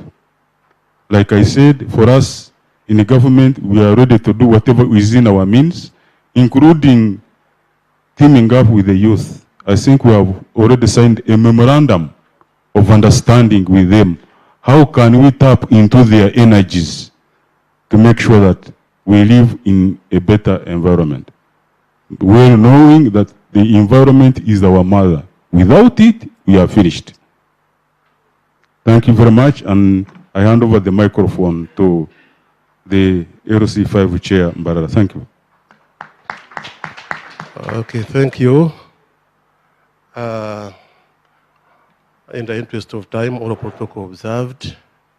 Ladies and gentlemen, good afternoon. Baryomunsi Godfrey is my name. I'm a district vice chairperson in Mbarara. And I'm also working as the Secretary for Production and Natural Resources. So I'd like to use this opportunity to thank ACODE for the good work well done. And really thank you for being with us in various struggles. We have been working together in many struggles, and I hope you will not let us down. I would like to thank the members of this workshop, really for coming from various districts, and I can't really forget to thank you for your positive contributions to this cause. And as a district vice chairperson, we've been really working together hand in hand with the NEMA, ACODE, and other institutions to make sure that we conserve the environment. But the challenge that we have been facing was about the sustainability. You go and restore a wetland somewhere, and you can't keep there. You can't leave there the enforcement to keep there so that no one shouldn't come and again enters the wetland. I would like to call upon members who are present. I know we are all leaders in this room. Let us work hand in hand to make sure that we sustain whatever we have in our villages. Members, I'm also wondering, even if I'm a leader, but there are some things that we see which are really not good. You arrest a person who is degrading the environment, more especially these wetlands. Take him to courts of law, but before you reach home, somebody is on your back. You are a leader. It really, it hurts. And I'd like to know whether these judges or the magistrates are from Uganda. How can you take somebody who has degraded the environment and you are aware the consequences and you just leave him and walk at ease? So I'm of the view, members, the development partners, that let us get a day and we engage the judiciary so that we can talk to them. We talk to them and agree how we can handle this situation. Otherwise, Mr. Msingwili and other implementers will do the work, and yet if you take the person there, then he will not be punished. Another thing, members, we need to regulate members of the community. Yes, we are planting trees here and there in our farms, where. But if we want to cut those trees first to go and sell them, we cut it when they are premature. And we take the products in the market when they are not really old enough. I'm now calling the development partners that we sit and regulate. And the government should also be involved. Before a person, even if it is your land, it's your forest, before you cut those trees, the forest officer must reach there and see whether those trees are mature enough to be cut. And before you cut those trees, you have to replace the trees that you are going to cut. I hope that's when we shall keep the green economy in our country. Members, you've been, when you are traveling on these roads, you see many nursery beds there. There are very many. And people are selling those trees to the community. Don't think that they are not selling. They wouldn't remain there on those roads. But the challenge is that anybody is cutting trees whenever he wants it. Whether they are mature, whether they are not, they just cut and cut and cut. And you find we are losing that cover, forest cover. Now, it is our role as leaders to make sure that we involve the community, we sensitize the masses, so that we can go together. Allow me to stop here, members. Only that I would like to inform you that members, we have a coronavirus. We need to really protect ourselves. We need to protect our families. We need to respect the guidelines that was put in place to make sure that our country is safe. With these few remarks, I wish everybody journey mercies. I thank you.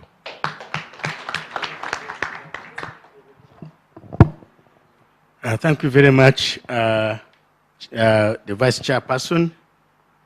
Well, if I stand up, as a short man, you need to always take advantage of standing up. So the Vice Chairperson, Mbarara District, the representative of the Ministry, Rius Mujisha, distinguished guests, ladies and gentlemen. I want to take this opportunity once again and thank the Ministry of Water and Environment, Youth Go Green, Mr. Muhumza Edwin is there, the National Planning Authority, Mr. Kagwa, through you to the chairperson, Professor Pamela Mbabazi, and the team. And of course, the Minister of Local Government in Mbarara, and the committee, the River Rwizi Management Catchment Committee, and all the senior people that have come in, people from Kampala that have come in to give technical presentations. I want to really thank you. But above all, I want to thank you, dear participants, for coming in these large numbers, of course.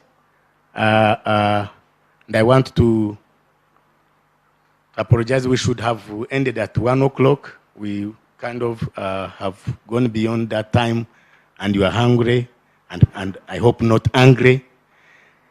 But thank you for the commitment. I look at your faces and I see the commitment of the people, even in the face of very challenging epidemic or pandemic, corona, you are here. So I think that you are committed to make a contribution in restoring the integrity of River Rwizi and the environment. And I want to clap for yourselves.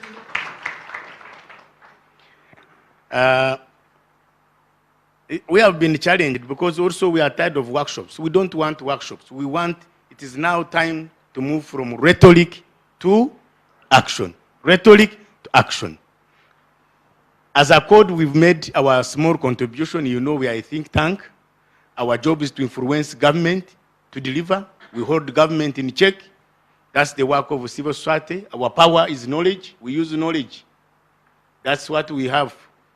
We don't have the army, though we work with them. We don't have the prisons. We don't have the police. We work with them using the brain power to influence, implement policies, laws, to improve the livelihoods of our people. Ladies and gentlemen, Africa for too long has been at the end tail of development. And perhaps time has come for us in our lifetime to make a difference. Now, River Rwizi, for some of you who are old, you have seen it in its prime time. Now it is really dying. It has not aged. We have killed it. We have strangled the river. We want to ask God to forgive us, because we've been given the environment to use it for ourselves and leave it for the posterity. But what we are doing now is an environmental debt, bequeathing it to the succeeding generations. God forgive this generation. We ask him to forgive us, isn't it? Because we are supposed to enjoy. When they talk about sustainability, they are saying enjoy what God has given you, but leave it for the posterity, so that they can also enjoy it. What are we leaving to our children and the children of our children? A dead river, just in the history that it used to pass here. Now that is not acceptable. So we need to make a commitment here. And someone has said, what are we taking home? Presentations have been made. We have two rapporteurs. Can I introduce them? Mr. Chams Geoffrey, can you stand up for recognition? Mr. Chams Geoffrey is our researcher from Mbarara, but also works with the Kenyan Wisdom Center. He's a rapporteuring, and he perhaps called most of you. Muhirwe Elias is also a rapporteur. We want a very good report. We want a report people have talked, presented, but they have also made recommendations. We were here the other time, we came up with a declaration. From that declaration, I want to assure you, Chairperson, you are here. ACODE has made a number of contributions implementing that one. That That River Rwizi management catchment plan belongs to the government. It's the Ministry of Water, but ACODE funded that one. It was launched by the minister. It is signed. So we are finalizing it, and they talked about implementation of it. That's the plan. It's actually a business plan. Private sector, government, both national, local, communities, civil society, CBOs, everybody will have a responsibility to implement that one. And he talked about the jobs. There are so many jobs. If that, and it's going to be costed. I don't know how much it may cost because it is being finalized. Because everything that we are proposing is going to be given a cost, maybe 700 billion. So if we implement this, because then we have to get financing for it, it will create, it will trigger stimulated development across this. And it's not an Mbarara thing, so that the people of Mbarara don't think this is your thing. From Ubuheju up to Lake Victoria, 10 districts. 10 districts are supposed to implement this one. And the success here will be replicated across the country. I want to introduce you, Chairman. Can you stand up for recognition? And the former Chairman and the Presidential Advisor. So we are not joking. We have the President represented here. That gentleman you have seen is seasoned, has been at it. He's old, but he's not tired. He's made his lifetime commitment to the restoration of this river. I want to thank you for your efforts, and you are here. And the President has recognized your efforts and appointed you a Presidential Advisor. It is commended. It is commended. And I want to assure you, for people, if you do something and even people don't recognize you like the President and others, there is someone who recognizes what you do. There is that person who sees you, who sees in secret, and will award you, will recognize you. So let's commit ourselves from here to do something good in the restoration of this river. Because we have, anyway, a lot of projects that will come. But what are you doing? The work begins with us as individuals. Do we commit to that? That we are going to do something in our power at individual, household, and of course in our offices to restore the integrity of this river. Do we commit? Yes. Or then our time would have been wasted. If we commit, then we are going to gather here. We also, in the declaration, we have also funded another study, just for information. We have also funded, supported the ministry, especially through the Department of Climate Change. We have funded a study that is coming up with a study on climate change financing. Now, they are supposed to come up with a cabinet memo, and then the government establishes climate fund. The climate fund, then from that, will have the resources, because other countries like Rwanda, they have a climate fund, Ethiopia, they have a climate fund, and once the cabinet approves it, the international community will put money. Ethiopia, once they passed it, $200 million was put, and people are implementing it. So we funded that study. It is almost done by Cornelius Kazora. It's done. That is something you need to appreciate. Because can't you appreciate that, ladies and gentlemen? Because you see, sometimes we've done some things, and then people think ACODE is another government. We are not. We are a think tank. Simple institution using what God has given us, the talents, to make a contribution in our lifetime. But we have done that. And in Africa, as I said, we are a regional hub. We are part of the global movement to transition this country from the brown economy. I think they talked about the brown economy. Now people know the brown economy. You know the brown economy? This one that degrades and destroys the environment, that pollutes, is a brown what? Now the green economy is inclusive. No one is inclusive in terms of economic benefits. It preserves the environment. It is sustainable. So that is where we want to take this country to. There are smart green jobs. And how I wish private sector, we had wanted the private sector to be appreciated here. You know, we discovered that the hospital discharges its waste in the river. Most of these hotels discharge their waste into where? Into the river. I wanted to appreciate Mr. Kachuma. Who is he had promised he would send the CEO. Is he here? The CEO for Kachuma. Why didn't you call me? You are the environmental officer for the plant. Appreciate GBK. You stand up. Let them see you. GBK used it to also release the waste into the river, but they have handled it. They have built the infrastructure. They are no longer destroying the river. They are actually friends of the river. We want other private sector to appreciate, to copy. Appreciate. I want also to appreciate the representatives of Nairo breweries. Are they here? Nairo breweries, stand up for recognition. Someone, did someone talk here? Because I was up and down. Nairo breweries, they have a lot of projects supporting the restoration of River Rwizi. Of course, they have also the business interest because they need water to produce beer, and their target is not only this country but Tanzania, Rwanda, Burundi, and DR Congo. So they are also investing in the restoration. Can we appreciate Nairo breweries? Coca-Cola, is someone from Coca-Cola here? Stand up for recognition. You have customers. No, Coca-Cola. Can we appreciate Coca-Cola also? Coca-Cola, they have also established a fund. And actually, we have workers from, can you imagine the people? They are not even from this region. They started working from Mabira. They are working for the River Rwizi. They have been making stopovers, planting trees, and addressing people for Mabira. They arrive tomorrow.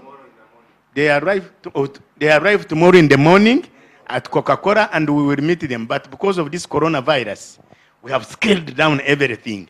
But people are working for the river. Even some of them, they don't speak your language. They have never seen it. But they know that we are connected. Did you know that we are just like a human body? If one part of the human body is sick, the whole body is sick. They have walked all the way from Mabira. Appreciate them. We have a network of the Green Economy Network. I want the chairperson and the members of the Green Economy Network, which is hosted by ACODE, to stand up for recognition. Is the chairman here? Mr. Nathan Mununuzi? Oh, okay, he's not here. Emire, my friend, he has spoken very well. He's the chairman of the people with money who are investing in the private sector. We want you to appreciate. Mununuzi is our chairman, but we host it at ACODE. This is a group of organizations that have decided to campaign for the transitioning of this country into a green economy, and we meet regularly in Kampala. They've left everything of theirs. They are here. Mr. Madura comes all the way from Hoima. Masindi, he's here. Let's appreciate them. Are you tired? Sorry for that. So anyway, next time we come here, we want to see serious business. There are people who are sand mining. There are people who are making bricks. There are people who have even built houses. Eh? We are not going to allow you to kill us. For the sake of our children and the children of our children, and in respect of what God has given us, we are going to deal with you. Yes, we are going to be decisive, and I want to thank you, the leadership of Mbarara, the ministry, and the UPDF. Did you see them here? Let me assure you, ACODE works very closely with the UPDF and the police. The generals were here, but of course, they retreated a bit. But they were sent here by the CDF. We are working with the UPDF. We are actually concluding an agreement with the UPDF because time has come for the military to focus on non-military threats. Because climate change, Ebola, this disappearance of rivers is a big security threat than Joseph Kony and ADF. Did you know that? So we are working with the military now to respond. And the president has pledged support that if people refuse, the UPDF will come in to help us. So can we appreciate the UPDF? Because the CDF sent us a representative here and we are working with them. So thank you very much, ladies and gentlemen. Sorry, I've taken a lot. I end up by appreciating our donors. We are funded by the European Union. My friend, the epicenter of coronavirus. Now I'm told it has spread to the US as well. Uganda, we have to pray very hard. It should not come here. We are the ark. We are the Noah's ark. As I finish, I want to appreciate them because they fund us. They're actually watching us. They are following us on Twitter and Facebook. And they are appreciating what we are doing. Yesterday, we cleaned Mbarara City. Today, we are here. They are following us, and they are very excited. They should have been here. So, can you appreciate European Union? My final word is coronavirus. Just to add, let's protect ourselves. Let us be very careful. We must survive. at all costs. And I was given the opportunity to pray for you. I believe in the Lord. I pray. And the good news is when we pray, he hears our prayers. The weapon of every Christian is what? Is prayer. Because his ears are attentive to prayer. His ears are attentive. And if he's on our side, who can be against us? Not even coronavirus, not any other enemy. So in the name of Jesus of Nazareth, we decree and declare that no weapon fashioned against this country shall prosper. Coronavirus, we speak to you in the name of Jesus, that you have no place, you have no passport, you have no certificate to come in this country. Your visa is cancelled. This country is protected by the blood of Jesus. That no soul will be lost of this country, because this country has decided that its Lord, its God is Lord.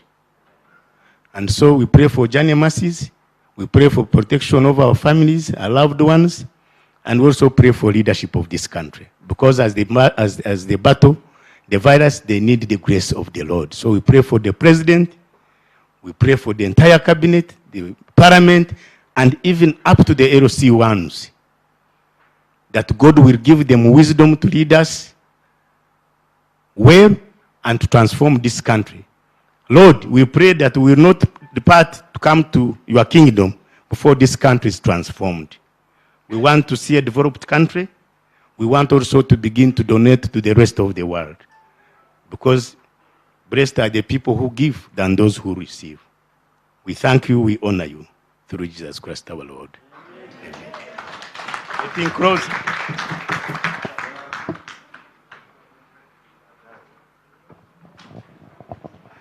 I think in retirement, Arthur will be your bishop. Those are more blessings we are giving you, Dr. Arthur. We want to appreciate all of you on behalf of the organizers, ACODE, and the Ministry of Water, and our partners, Youth Go Green. There's a couple of just administrative announcements, and I let you go. One is that lunch is being served in the restaurant downstairs. So if you have one of our yellow coupons, and it was intentional that they are yellow, so if you have one of our yellow coupons, you will have lunch. Okay? Number two, I want to request, there will be facilitation provided, but we are requesting we do it after lunch. So if you're a fast eater, you will be served first. But if you're a slow eater, you will be served later. So you will return to the room here, and there will be facilitation provided. However, I'm requesting the chairpersons, the district chairpersons, the natural resource officers, the cows who are here in this room to stay behind as the others go for lunch. And finally, as Arthur said, let's go out to promote the environment and promote the saving or the safeguarding of our environment, but also protecting each other because of this coronavirus. And Arthur didn't tell you, but in the morning he gave me our proverb for the day, or a word for the day. It's Proverbs 21:21, right? If you don't read the Bible, I will help you read it so that you don't have to check for it. So Proverbs 21:21 says, and I'm reading from Good News Bible, it is easy to understand, instead of the word green economy. Someone complained the word green economy is a bit complex, we need to explain it. So I'm reading from the Good News Bible, be kind and honest and you will live a long life. Others will respect you and treat you fairly. Good evening or good afternoon, and please enjoy your lunch.